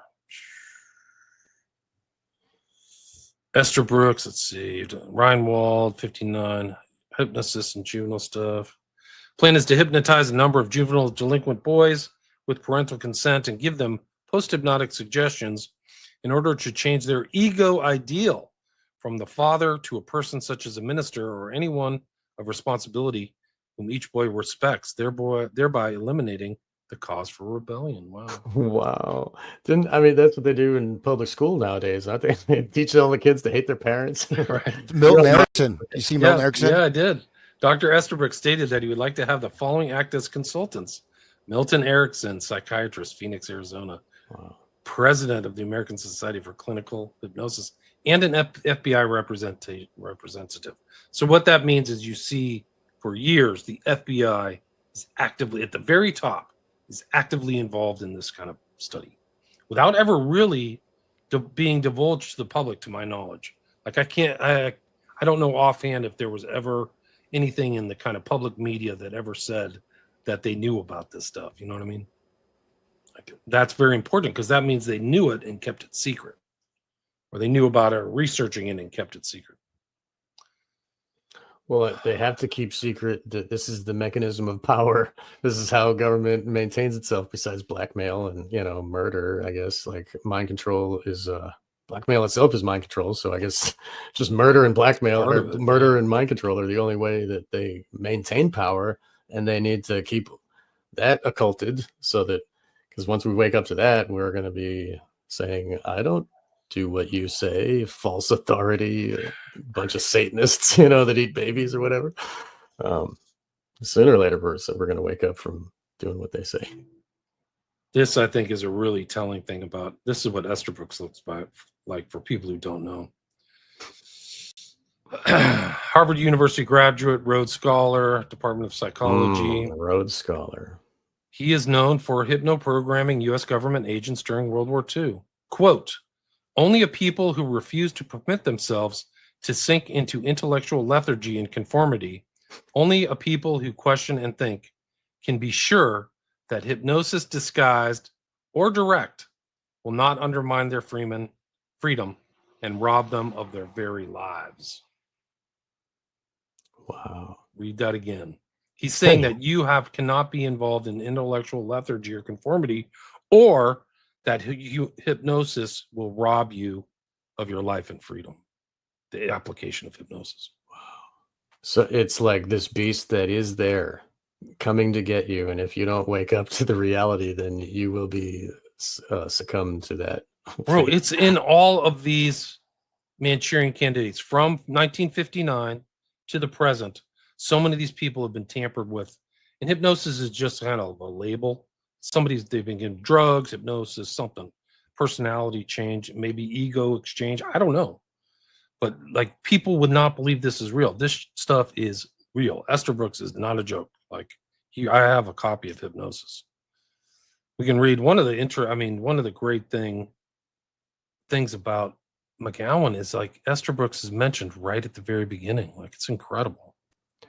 That work that he did, the Born to Kill, or Program to Kill. Holy crap, that's so integral to all of this, and all of the mind control they were doing to create the monsters over there in Vietnam. Like, they, what do we do with them? Use them when we, it makes so much sense, and he did so much great work. That's And just notice the guys, progression. guess what? Okay.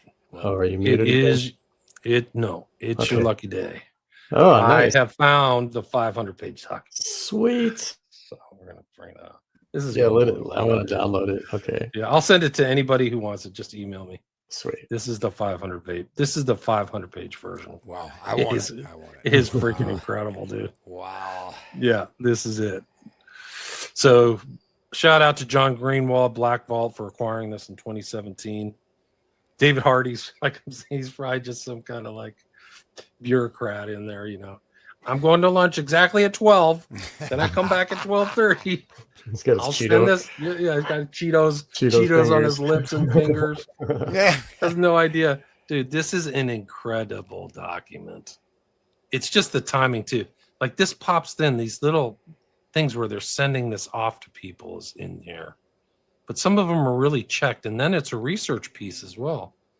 Boyd Barrett, hypnotism. I mean, you could write a book on this whole freaking thing. Pictures. Trial by hypnotism. John Carden, 38, convicted as a payroll bandit, being placed in a state of hypnosis by Dr. Herbert Cantor in Ohio's Penitentiary of Columbus. A few minutes after the hypnotized Carden reiterated his innocence, a fellow prisoner confessed to the crime. Police said the evidence was not conclusive. There's this thing, hypnotism, adaptation of the tensive sense. And the timestamps on the dates and stuff is really important. 37, Rear Admiral, Naval Intelligence to J. Edgar Hoover.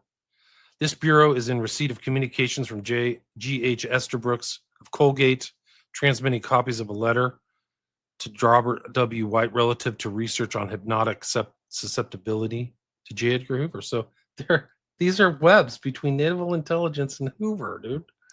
1937. Incredible.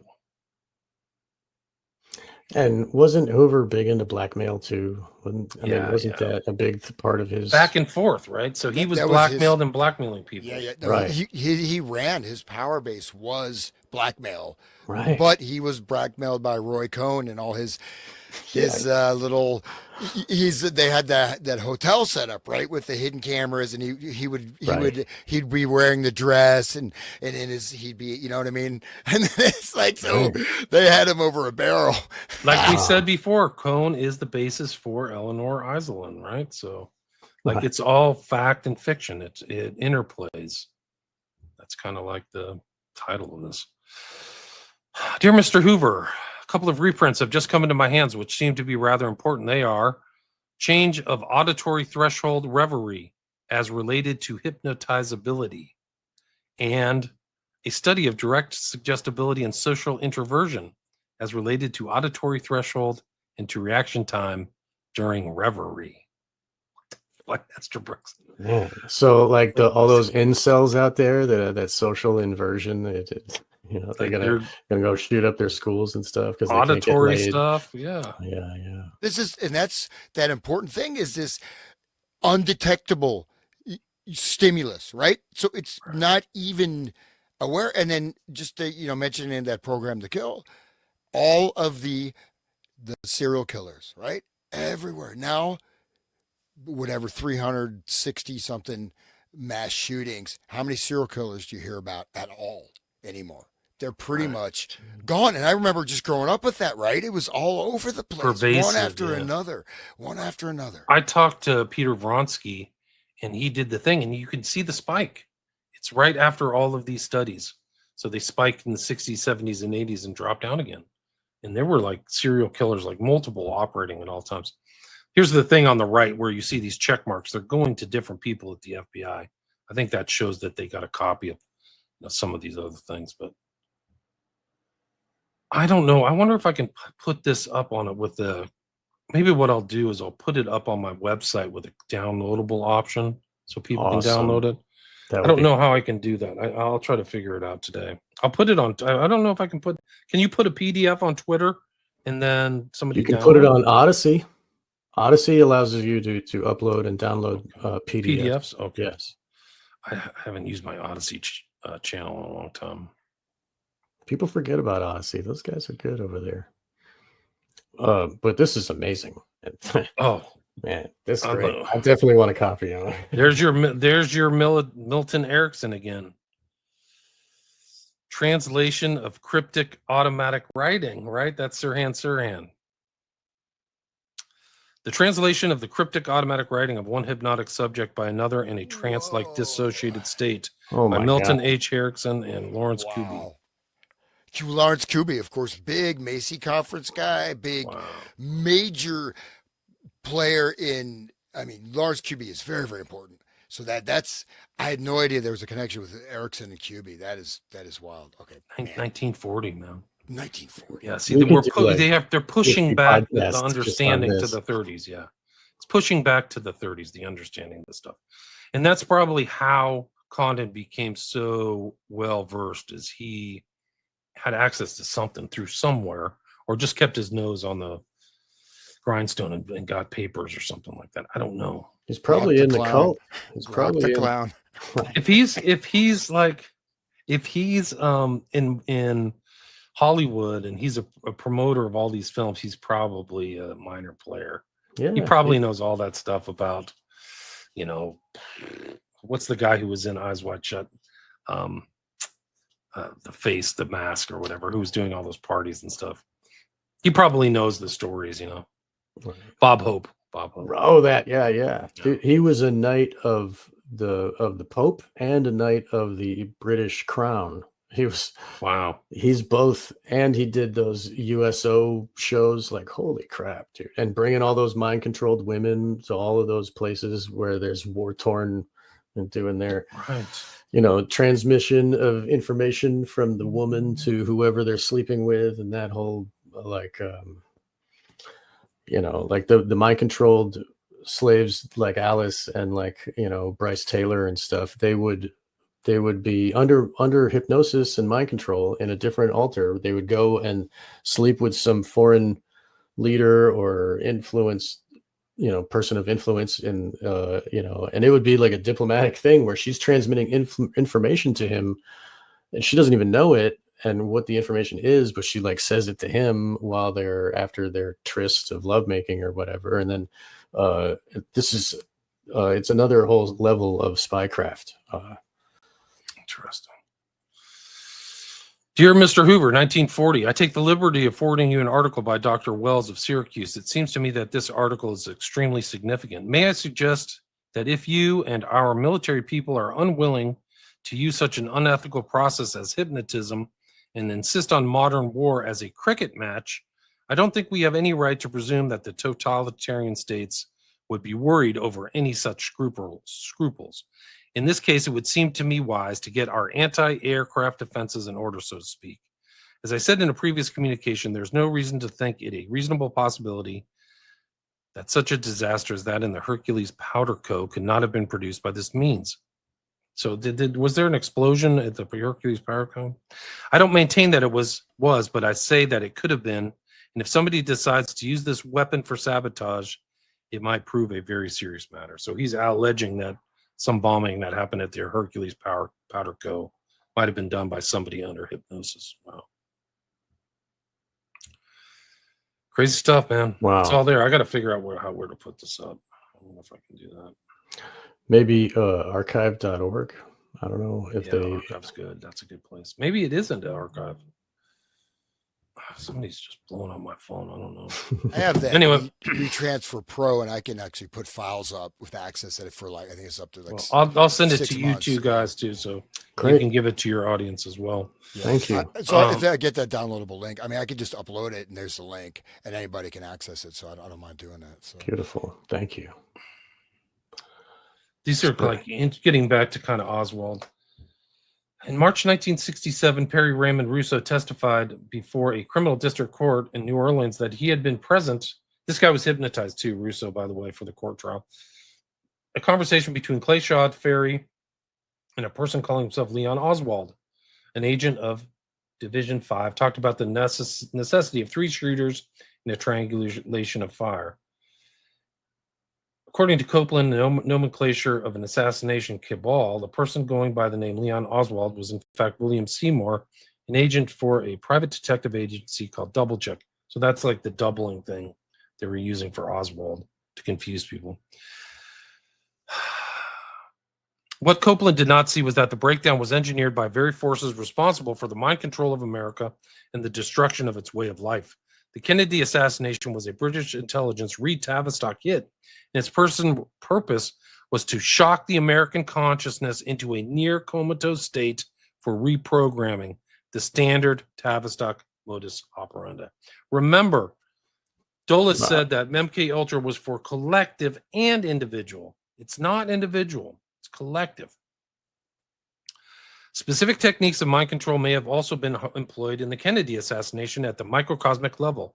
Lee Harvey Oswald in September 1957 arrived at the Atsugi Naval Air Force Base to work as a radar operator with a security clearance, odd for a man so forthcoming about his pro-communist views that he was dubbed Oswaldovich by his fellow soldiers. Atsugi, aside from being a launch base for the top-secret U-2 spy plane, also housed the Joint Technical Advisory Group, where MK Ultra LSD experimented. We know that something was going on there. There's memos between Dulles and Atsugi saying stop LSD. Once in Atsugi, Oswald engaged in more than radar monitoring at a Tokyo nightclub called the Queen Bee. Oswald became intimate with the hostess, who was believed to be a Russian spy and contracted gonorrhea. Oswald's medical record states that the disease was contracted in the line of duty, not due to own misconduct. Obviously, Oswald was at the time functioning as an agent of the military, possibly performing surveillance on the believed Russian spy at the Queen Bee. Kerry Thornley, perhaps Oswald's closest friend at the Atsugi base, in correspondence with the author, recalls an attempt to recruit himself, Oswald and a third man, into a possible intelligence operation. Thornley writes, kind of goes into this like loan sharking and this other stuff. But it just shows Oswald was involved in like suspicious. I think this is Jim Key's mind control, world control. 2 weeks prior to Oswald's defection to the Soviet Union, Webster, formerly in the Navy, renounces. So somebody else did the same thing than Oswald. Like Oswald, Webster would later do a turnabout and return to the United States. His return greased by affidavits from RAND, Research and Development. So that's another intel cutout. It just goes on. It's just crazy stuff. This is the implant. Webster, this is the other defector. It is also fascinating to learn that the address of Webster's apartment building was in Marina Oswald's address book. And after that, she is known to have said that her husband defected after employment at American exhibition that took place in Moscow. This was obviously not Oswald, but Webster. The pseudonymous Lincoln Lawrence in We Were Controlled recalls a deadly rumor that Lee Harvey Oswald had been admitted to the 3rd Clinical Hospital's Ear, Nose, and Throat Division in Minsk, Russia. Lawrence says that after Oswald was anesthetized, a tiny radio receiver was implanted in Oswald's head that could trigger at will post-hypnotic suggestions that had already been induced. The same device could be used to erase his memory of events. Whether or not Oswald was implanted, the deadly rumor seems to have reached the ears of CIA Director McCone, who penned a memo to Secret Service head James Rowley on March 64.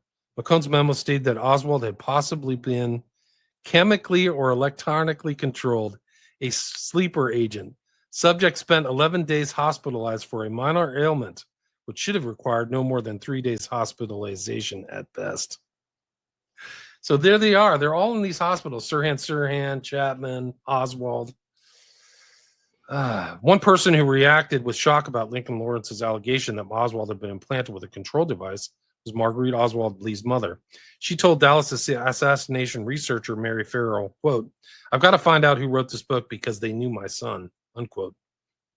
Marguerite Oswald would not explain to Farrell how she knew this, but Dick Russell, author of The Man Who Knew Too Much, also involves hypnotic triggers, and Nagel's another story. I have to talk about Nagel in a later broadcast. Speculates Marguerite would sometimes stand behind Lee's chair as he played some board game and rub his back and head. That's a bit odd, isn't it? And she said the texture of his hair had changed. It wasn't soft like it used to be. Suddenly it came to me, what if, when she was doing that, she felt a little scar up inside the hairline? Another person concerned about Oswald's appearance was his brother Robert. According to Epstein in legend, quote, "The most marked change was his hair.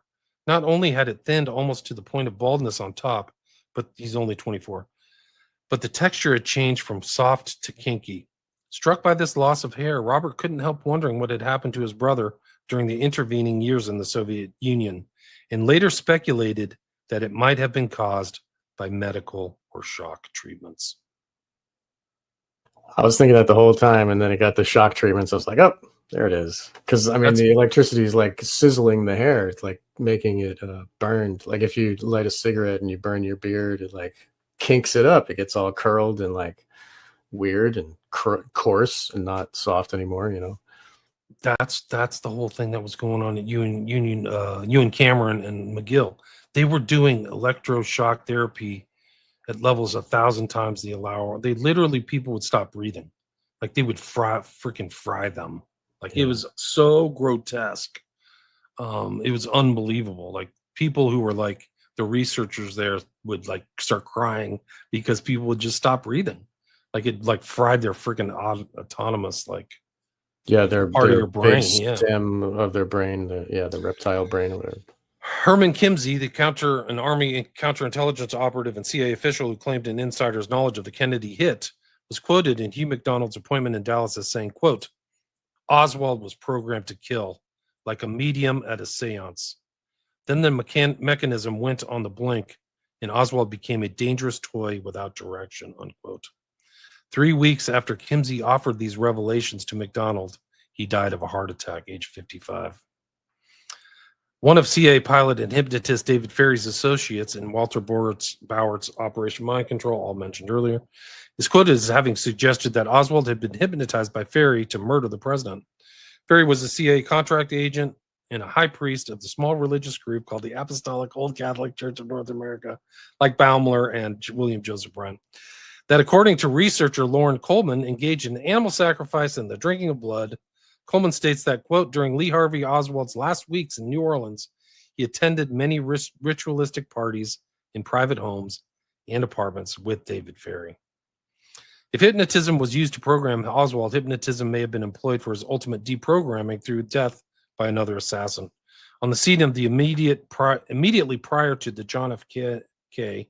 assassination was William Crowe, whose stage name was Bill DeMar.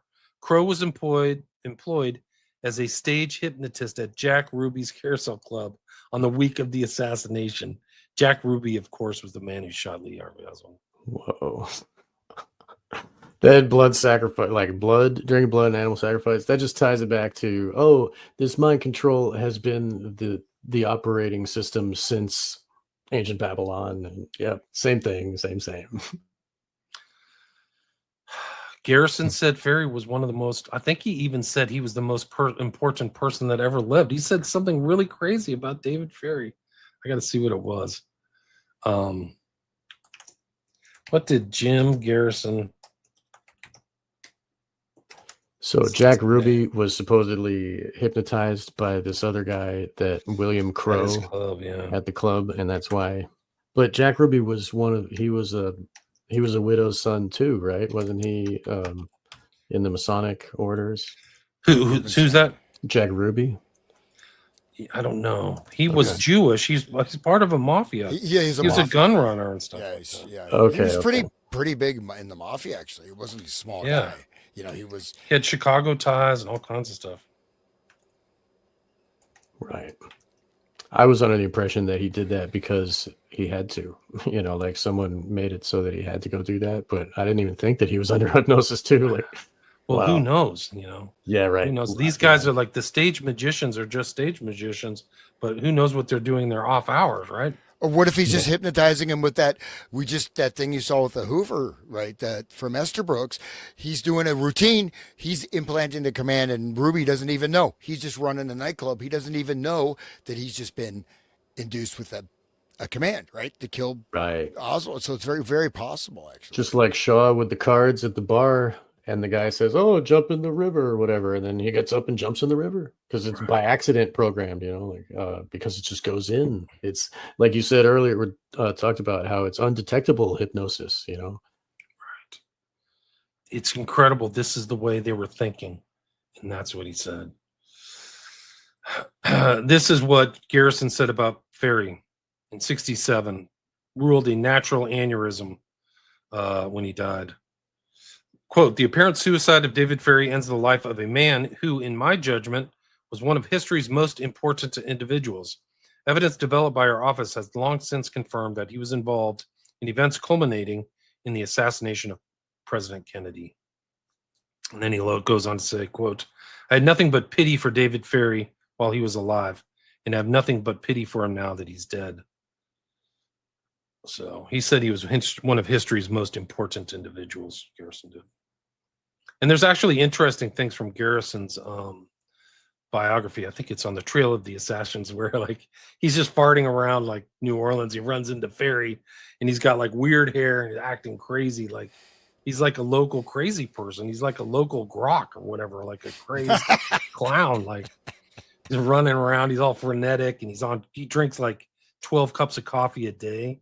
Like that's how he operated. Like he was different. Like you have to read the parts. I'll see if I can find it if there's another talk after this. But this is I mean, I don't know how much more stuff I've got. He's the one with alopecia, right? And the weird eyebrows. Okay. He looks weird anyway. They think what happens is that he was a pilot, but he may have been also a U-2 pilot. And that's a common thing with high altitude flying is the compression on your body like impedes hair growth. So he may have gotten alopecia from doing U-2 spy plane flights. I don't know. That's why the gray aliens don't have any hair, obviously. Maybe. I don't know. I mean, I don't know which one. What book is this from, William? Sorry, this particular book? I'm pretty sure this is World Control, Mind Control by Jim Keith. Okay. But it overlooks a lot of the stuff. It's really good. Like he died suspiciously too. He like broke his leg, I think at Burning Man of all places, and went into the hospital and came out dead. So yeah. Okay. Somebody at the hospital got the call. Yeah, somebody at Burning Man got the call. Yeah, too, who right? knows? Yeah, who knows? I don't know. It's very suspicious, especially when he's writing stuff like this. The whole Burning Man is a government experiment. Right. It is mind control, MK Ultra. Like interesting in the context of RHICEDOM technology is the statement made almost 10 years after the publication of We Were Control. Dr. Sidney Gottlieb, the MK Ultra heavyweight, during questioning by Senator Richard Schweiker, which I mentioned earlier, Oswald is overseen by intelligence. In 77 Senate hearings on CIA drug testing responded as follows. Schweiker, some of the projects under MK Ultra involved hypnosis. Is that correct? Gottlieb, yes. Schweiker, did any of these projects involve something called radio hypnotic intracerebral control, which is a combination, as I understand it, in layman's terms, of radio transmissions and hypnosis? Gottlieb, my answer is no. Schweiker, none whatsoever. Gottlieb, well, I am trying to be responsive to the terms you used. As I remember it, there was a current interest, running interest, all the time in the effects of people standing in the field of radio energy have. And it could easily have been that someone, somewhere, in many projects, someone was trying to see if you could hypnotize someone easier if he was standing in a radio beam. That would seem like a reasonable piece of research to do. So he's like, yeah, he's not maybe he's lying, but maybe it happened. I don't know. these a lot of those commissions, they were good because the people compiling them got a lot of information together, but the people giving testimony just bullshitted the entire freaking time. Just might be a radio beam of is Yeah. exactly 42 hertz that will cause this particular intersymbolic reaction. Just happens to be there. I don't know why. It just kind of there's just some. Whoops. What's important is that this is what's happening today. Yeah, you're right. You don't know how much they can juice your Well, phone. and just to stress this for people that be aware that they chose specific frequencies. So I remember when this 5G started coming, there's frequencies that are totally non-toxic, that are far more powerful, far better coverage, far better signal clarity. You don't need repeaters. These are frequencies that operate on same level of the brain. These are considered, basically, were used in part of the spectrum of microwave warfare. And use. I mean, these are some of the basic frequencies are aligned with stuff that was researched as it's toxic. There's a huge, there's a whole, planet. There's thousands and hundreds of thousands of different spectrums, but let's just pick these particular ones that are right, that are going to directly affect even intercerebral blood flow, this, that, and so it's because that's the thing. It's like a access, right? So the frequency is an access point that you can piggyback carrier wave. So again, maybe an accident, just like standing in the radio wave, just an accident. It happens to be a radio wave. But yeah, I mean, that's something that people should be conscious of, that we don't. Why are these specific frequency sets chosen, knowing that they are harmful in general? That's why people are getting brain cancer, from holding the phone up. I mean, you don't get a brain cancer from listening to an AM radio, right? Okay. That's right. It's true. I mean, I'm pretty sure these are from the book. You can find it on archive.org. Mind Control, World Control, Jim Keith, published 1997.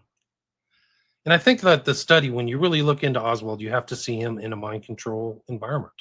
And I think that's the real oversight and mistake a lot of people, is that they see him as kind of an independent person. He has all the indices of a Manchurian candidate. And this is 1 year after the movie comes out in late 92, right?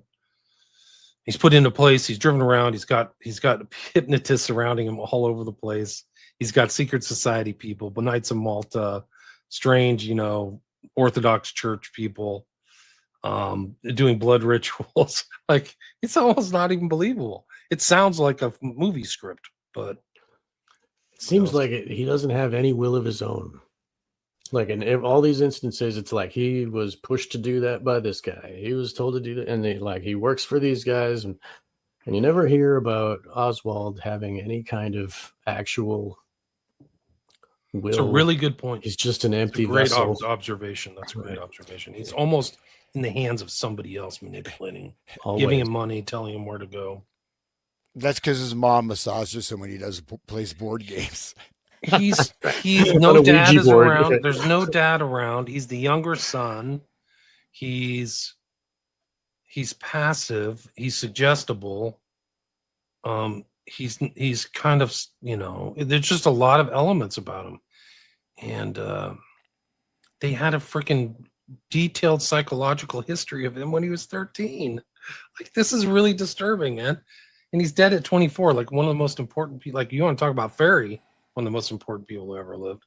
Like, Oswald's still bandied about, but poor guy was in like a pawn in all of these other people's lives, kingmakers and handlers and all that. He's like Forrest Gump, just and everywhere, like at all these places. I mean, imagine, like, how does Ruth Payne know to pick him up? I mean, this is just a mystery in itself. I've got a friend. You don't know her very well. She's going to pick you up in New Orleans, and she's going to take you to Irving, and she's going to get you a job. Okay. Like, I would be like, fuck, what? I can drive myself. Or I will get in a car. What? Why do I need her to drive me? Like, she has an infamous station wagon that's seen around the crime scene and stuff. Like, even that in itself is weird. It's freaking weird. Think about all those hours of driving where she has his ear and she can just upload all kinds of hypnosis programming words into his head. She's 2 degrees of separation from the guy who started MK Ultra. She literally goes from her to Bancroft to Dulles, who's still around. It's freaking crazy. No, you almost never find that in any JFK research. It's not important to them. Almost none of them get key into that at all. Just real quick here on the electronic dissolution of memory, right? So it looks like that it's actually it's not like electroshock, right? It's simply you overstimulate the brain so it doesn't record the memories. And there's talking about this Lawrence guy that you could even have someone can shake your hand if they have one of these devices and they'll give you a small shock. It will basically stop your brain from recording memories to cover up a crime and stuff like that. So it was actually like a kind of a subtle thing. It's just the guy, the Dr. American Advancement of Science, says it's like a freeway with too many cars on it, right? And then you have a traffic jam. You're not recording the memory, but it could just be and you could change the memory, you wipe it out and touch them, pat them on the shoulder, boom. So anyways, that's throwing that out there. So. Right. I mean, Wow. they were working and refining these techniques to be used as a weapon. That's the theme. That goes back to the film. Going back to Yen Lo, Dr. Yen Lo in the medical place. You have a weapon with amnesia. It's really incredible. Esther Brooks he distilled a lot of that stuff very early, and it's not surprising that he's never mentioned ever. They always just say MK Ultra or something like that. But like the academic writings and all that stuff that we've covered in the original Manchurian Candidate shows I think in the Manchurian Candidate and in real life, in factual life, it just shows the voluminous amount of research that was done. It's not like there was one guy doing it. I mean, even Esther Books in those documents I sent you, I'm bringing to your attention French and Russian researchers, like people, they were all doing this stuff. They were all trying to figure it out. So it's very dark. And then like coming up to the present, it's like Sean said, the Black Awakening and people going crazy and real personality changes, strange things, even with the shots. And like, even in my family, like people, whoa, like you're acting really looped, man. Like they got all their shots, but like, whoa, this is not right. So anyway, I've got another 30 hours, guys. I can probably do show after Let's show. keep going. We're gonna keep going. But I just want to state that, like this is something that you'll start to notice it. I'm not trying to make people like paranoid. Don't walk into the radio beam, but basically, like something. I don't know if you guys have noticed this. Like I went out, I had to go to the grocery store yesterday. Everybody seemed really almost kind of tranced out, kind of very. Aggressive, very, rude, very prickly. And it was like, it was literally, I'm in a, grocery store. I'm like, man, I'm walking into it was really bizarre. And I could feel, something going on, right? I mean, I'm saying even just kinetically in terms of like, you can feel some kind of frequency, energy, whatever, right? But I mean, I could see literally it affected everybody. And because I'm not necessarily falling into the entrainment of that stimulus. I could observe it, even though I could feel myself also becoming a bit irritable, but not necessarily locked into it. Have you guys noticed that at all, like in collective, like situations, or just here and there?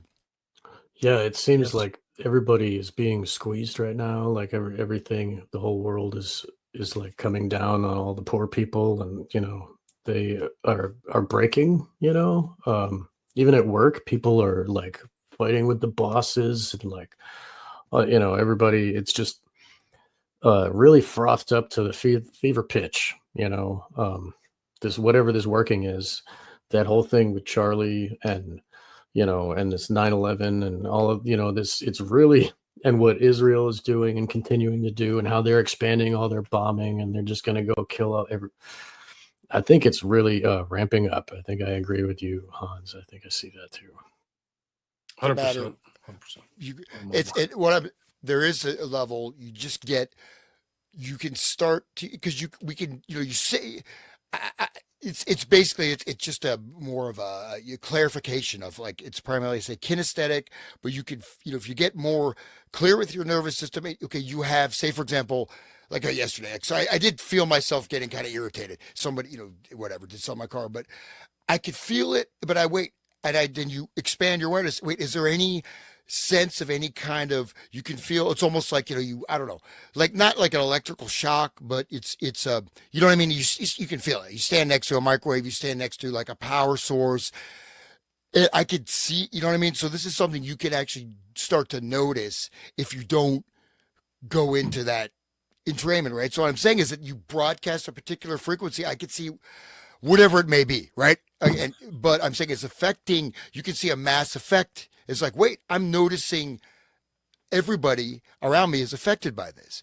But once that emotional state is triggered, right? I'm pissed off. Today sucks. Then you're not going to, but if you can, you know what I'm trying to say? Like, just like, it's almost like a heat. Like it's just, Right. it's a sensitivity because we're aware of it. It's just, you have to bring it to the conscious threshold instead of just getting into the triggered emotional state. Because once you go into that, you are hypnotized, basically. Right. And what you said about like taking a moment to think about what is instead of just reacting, I think that's important because that moment allows us to think, because the dark occult wants us to be reactive in our non-thinking mind of the base brain and to act in those emotional triggers. And what you were saying is to maintain your own mind, you need to take a minute to separate between the stimulus and the response. And you can actually get, I mean, if you develop it, because it's something like I, sort of try, bringing awareness, but you start to get clear, direct impressions from the nervous system, right? So you get a greater degree of sensitivity, of clarity.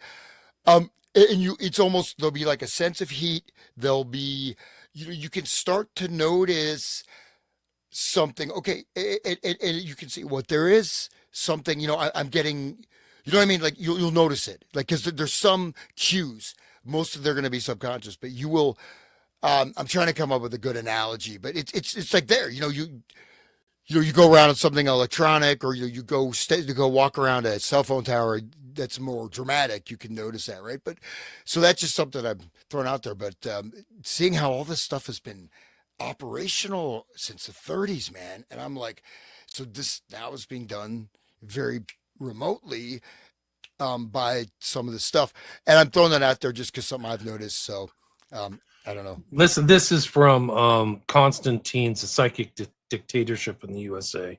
Ties into a lot we're talking about and how Condon knew what he knew. So operate Project Artichoke, CIA's umbrella remote mind control program in the 50s, as reported in innumerable men's magazines. So I've noticed that there was a Estabrooks article posted in a magazine called Argosy in 1950. It was called Hypnosis as a Weapon of War.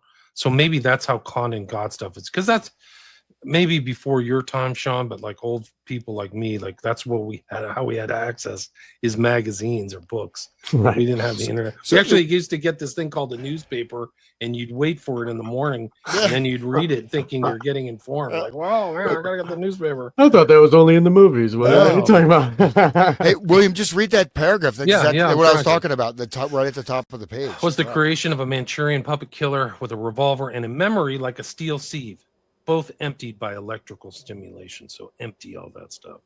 No, I was just saying. Okay. The same emotions, anger can be created by artificial radio signals sent to your brain by a controller. You can instantly feel the same white hot anger without any apparent reason. Interesting.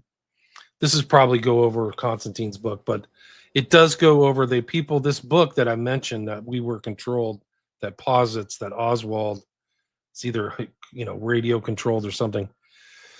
The author's reconstruction holds up well today as it did in '68 when the book was published. If only persons involved with the book proved as durable. Lawrence's attorney, the late Martin Sheeman, was gunned down inside the Time Life building. I wouldn't be in the Time Life building of that.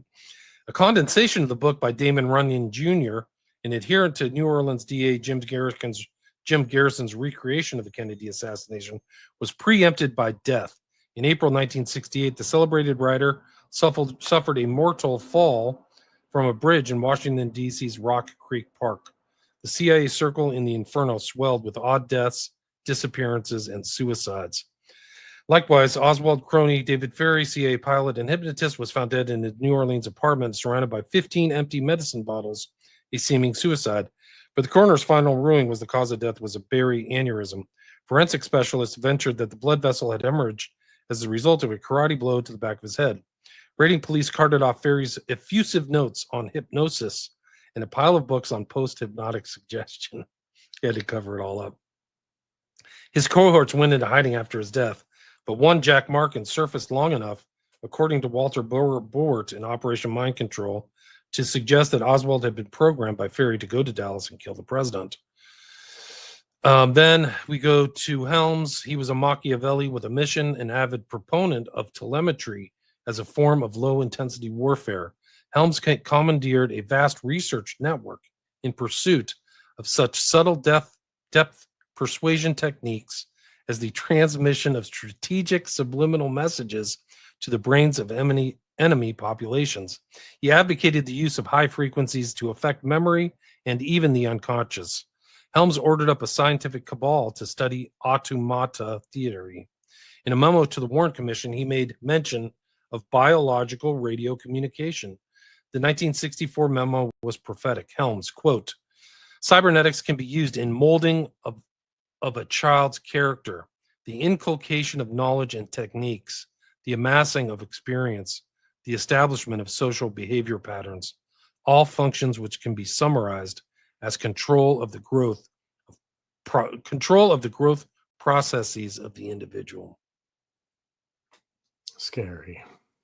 They're making people, people are robots. That's how they look at it. Helms commandeered a vast research network. So you have to you go from Dulles to Helms. These guys are really freaking sinister, man. Molding of a child's character. And they keep all of us in a child state of mind. We're all like infantile at. Absolutely. How free are you? How much of your character is your own? Right. Honest to God. I grew up in Northern California and they pushed drugs and LSD and all that stuff I was just suffused with all that stuff. And that was kind of the cool thing. They made it all look cool. The Kool-Aid acid test and counterculture and all that stuff. I didn't bring this up in the show, but I was thinking about that. I had classes in this in high school. Okay, I went to this alternative high school, right? But there was a class, talking about on the road, there was a class on LSD. And the guys one of the students came in, "I'm tripping, man. It's so cool." And literally, and we're reading Kesey and like Kerouac, right? It's okay. I realized Kerouac, okay, he's kind of I thought he was a great author. You look at him, he drank 14 Boilermakers an hour on average per day. Wow. That's some pretty serious drinking. Incredible. How do you do that? Yeah. Oh my God. I don't know, man. That's incredible. But these guys, this was pushed, right? This was shown these are the real heroes, right? These are the cultural heroes. These are people that really in school, not outside of school, right? Neil Cassidy net worth when he died was anywhere from $1 million to $35 million. How? Yeah. I don't know. The guy never even wrote it. He never even published a single book. He was written about, but how did he make all that money? That's crazy. I don't know. But anyway, but this is the level, right, of the stuff where, and this is implanting, right? These models and ideas, and just creates people more susceptible across the entire culture. But it's wild, right? This stuff it's not like we're talking about stuff that's hidden underground cults. No, these people are seen as heroes, right? Right. The 60s rock stars, the Beats, whatever. These are cultural icons of freedom, of power, of creativity, of love. Okay. It's funny that in your generation, you got that in school. And the generation, I was past school by the time 9/11 happened, but my good friend James Corner was in school and they wheel in the TV and they make everybody watch the tower get hit by the thing over and over again all day. And I talked to other people that were in school, and myself, I was in jail at the time, and they sat us down in front of the TV, made us watch the TV. So it's like, that's the next level of mind control. Okay, everybody get the trauma programming here. You know, everybody cry, watch the people. I mean, they were like pulling their clothes off and jumping out the building. You know, I mean, they were like being microwaved and shit. Like, Incredible. the whole thing turned to dust in front of everybody, and we're like, you know, that's the next level. Like, okay, so and now what are they doing? How We got Charlie long Kirk. we've been traumatized over and over Yeah. and over and over again. I call it collective psychic driving. Like, it is incredible just what the average American has endured. It's just like, okay, you can't have any psychological peace. Like, and it's weird too, because I went camping like outside the grid, you know, so I couldn't have any phone contact and everything. And like my tension, just like the subconscious, whatever it is, whether it's the microwaves or any one thing, like my body decreased. Like, it felt like the level, that subconscious base level of my conscious, I don't know how to explain it, but just, it felt like it just evaporated. So like I grounded and sat on the ground. It was really a trip. Like, I can't wait to get back off the grid. Like, it's amazing.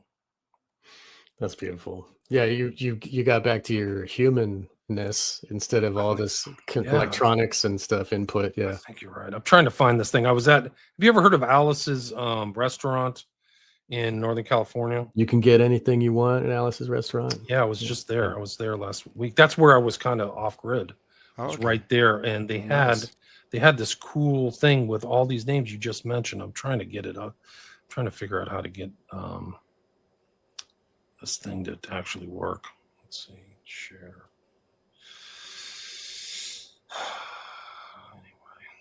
Anyway, edit. But yeah, I was just there. It was pretty cool. So like a bunch of old hippies, literally like old hippie people. That's awesome. They were probably on LSD, but that's okay. They were very happy. LSD's okay. I don't think it's a bad thing. They were some of the night. Everybody was in a very good mood, and they were playing bluegrass. Awesome. And it felt very like I said, like kind of away from it all, background to earth. Let's see. I think I want to show you guys this before we wrap this up.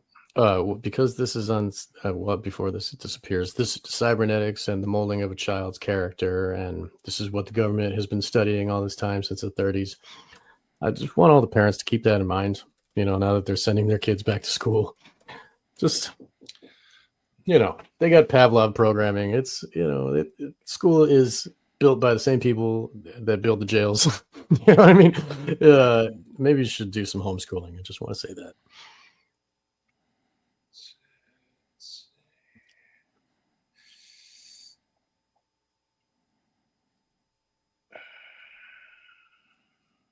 Send. All right, let me see if I can pull this up. Yeah, man, it's pretty. I mean, what they're studying and what they tell the public, like none of this stuff is ever publicized to the public through the Mockingbird media. You know, that's what's also kind of scary about all this stuff. Like, right. Why isn't this published? The media is the mind control. Yeah, right? it's because it is, right? Yeah.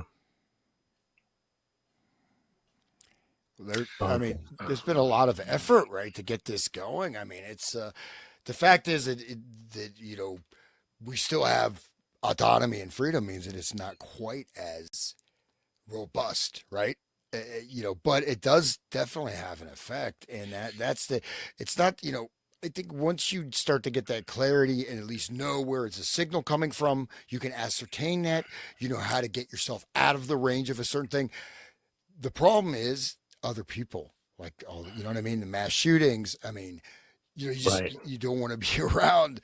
You can see people just like I think, I don't know if it was in the show, but I was some, you know, sort of normal liberal friends, you know, they don't necessarily know my viewpoints, but, you know, like Hillary Clinton Democrats or this kind, you know what I mean? Middle of the road, right?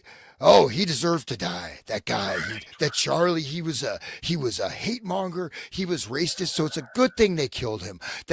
These are people that are not the opposite of radical, right? Just, you know what I mean? Like just the most middle of the road. But this is coming from people of that ilk are talking about. So this is an example of hypnotic programming, is it not? I I think something's going on. The detachment from like reality too. Like Charlie might have said things that were controversial or whatever, but he didn't really come across as hateful. He was willing to dialogue with people. It's the opposite of that. He's not like ranting in some right wing Nazi thing. So like it's also inability to kind of see outside that language, like fascist and whatever, all that stuff is crazy. But if the normal level people are on board with killing, then the dark occult wins, right? That's their goal. Like, and I was always, growing up, like, how could the German people have gone along with Hitler and all this? Like, just, oh, now we see. Like, I mean, years ago, 4 years ago, there was like, they wouldn't let us in a grocery store without a mask on our face. But now they're like, okay, we condone killing an innocent father in front of everybody. I mean, I thought it was bad enough when they're like, mask on your face, but now it's like, we want you dead. Like, oh my God, what's next? Holy crap. Yeah, it's crazy. All right, I actually made this actually happen. Took me a minute, but I figured it out. My minutes are getting smaller by the minute. Yeah, how much time do you have left? I could probably go about 10 more minutes before I have to go. But you guys can continue on. It's okay, I don't know. I'm pretty burned out. I had a guy that's fixing my sink. He's here, so. Okay. Well, do you want to well, I was gonna try to show you this thing from this. Okay, this is. I was at Alice's Cafe. I'll show it to you real quick. It's kind of part of the American cultural history. It took me forever, but here it is.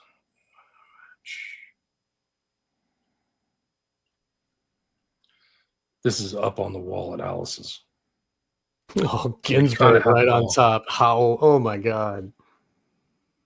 It's all there.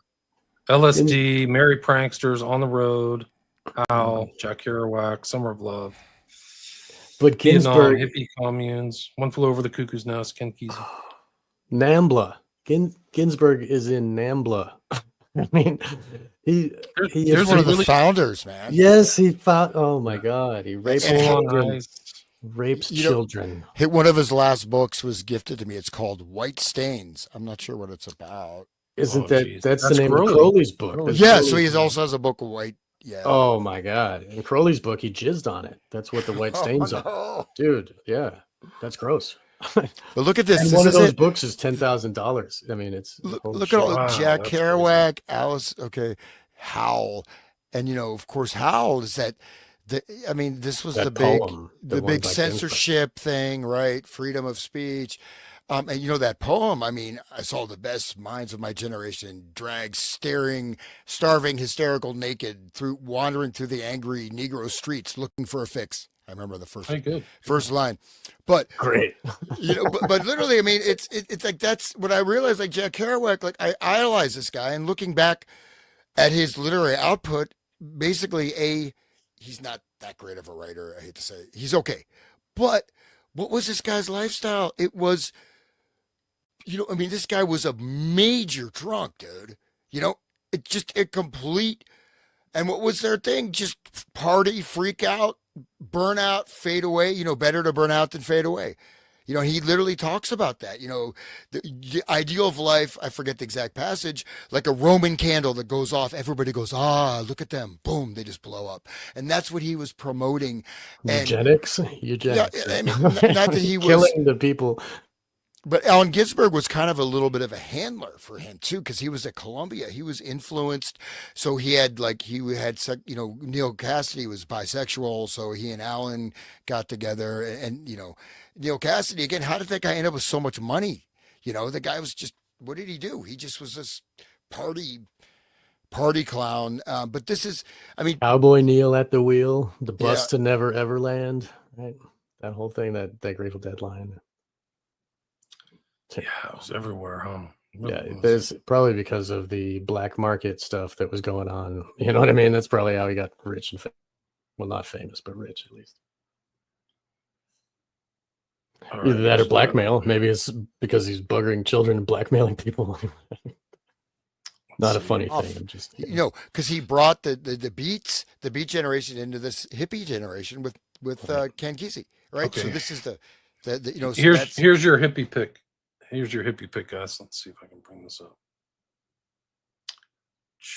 Image, share screen. This is what Alice's restaurant looks like. There's nobody like under 40. nice. That looks like the 50-year anniversary Dead show I went to. Yeah. They're all playing. The bluegrass band is on the right.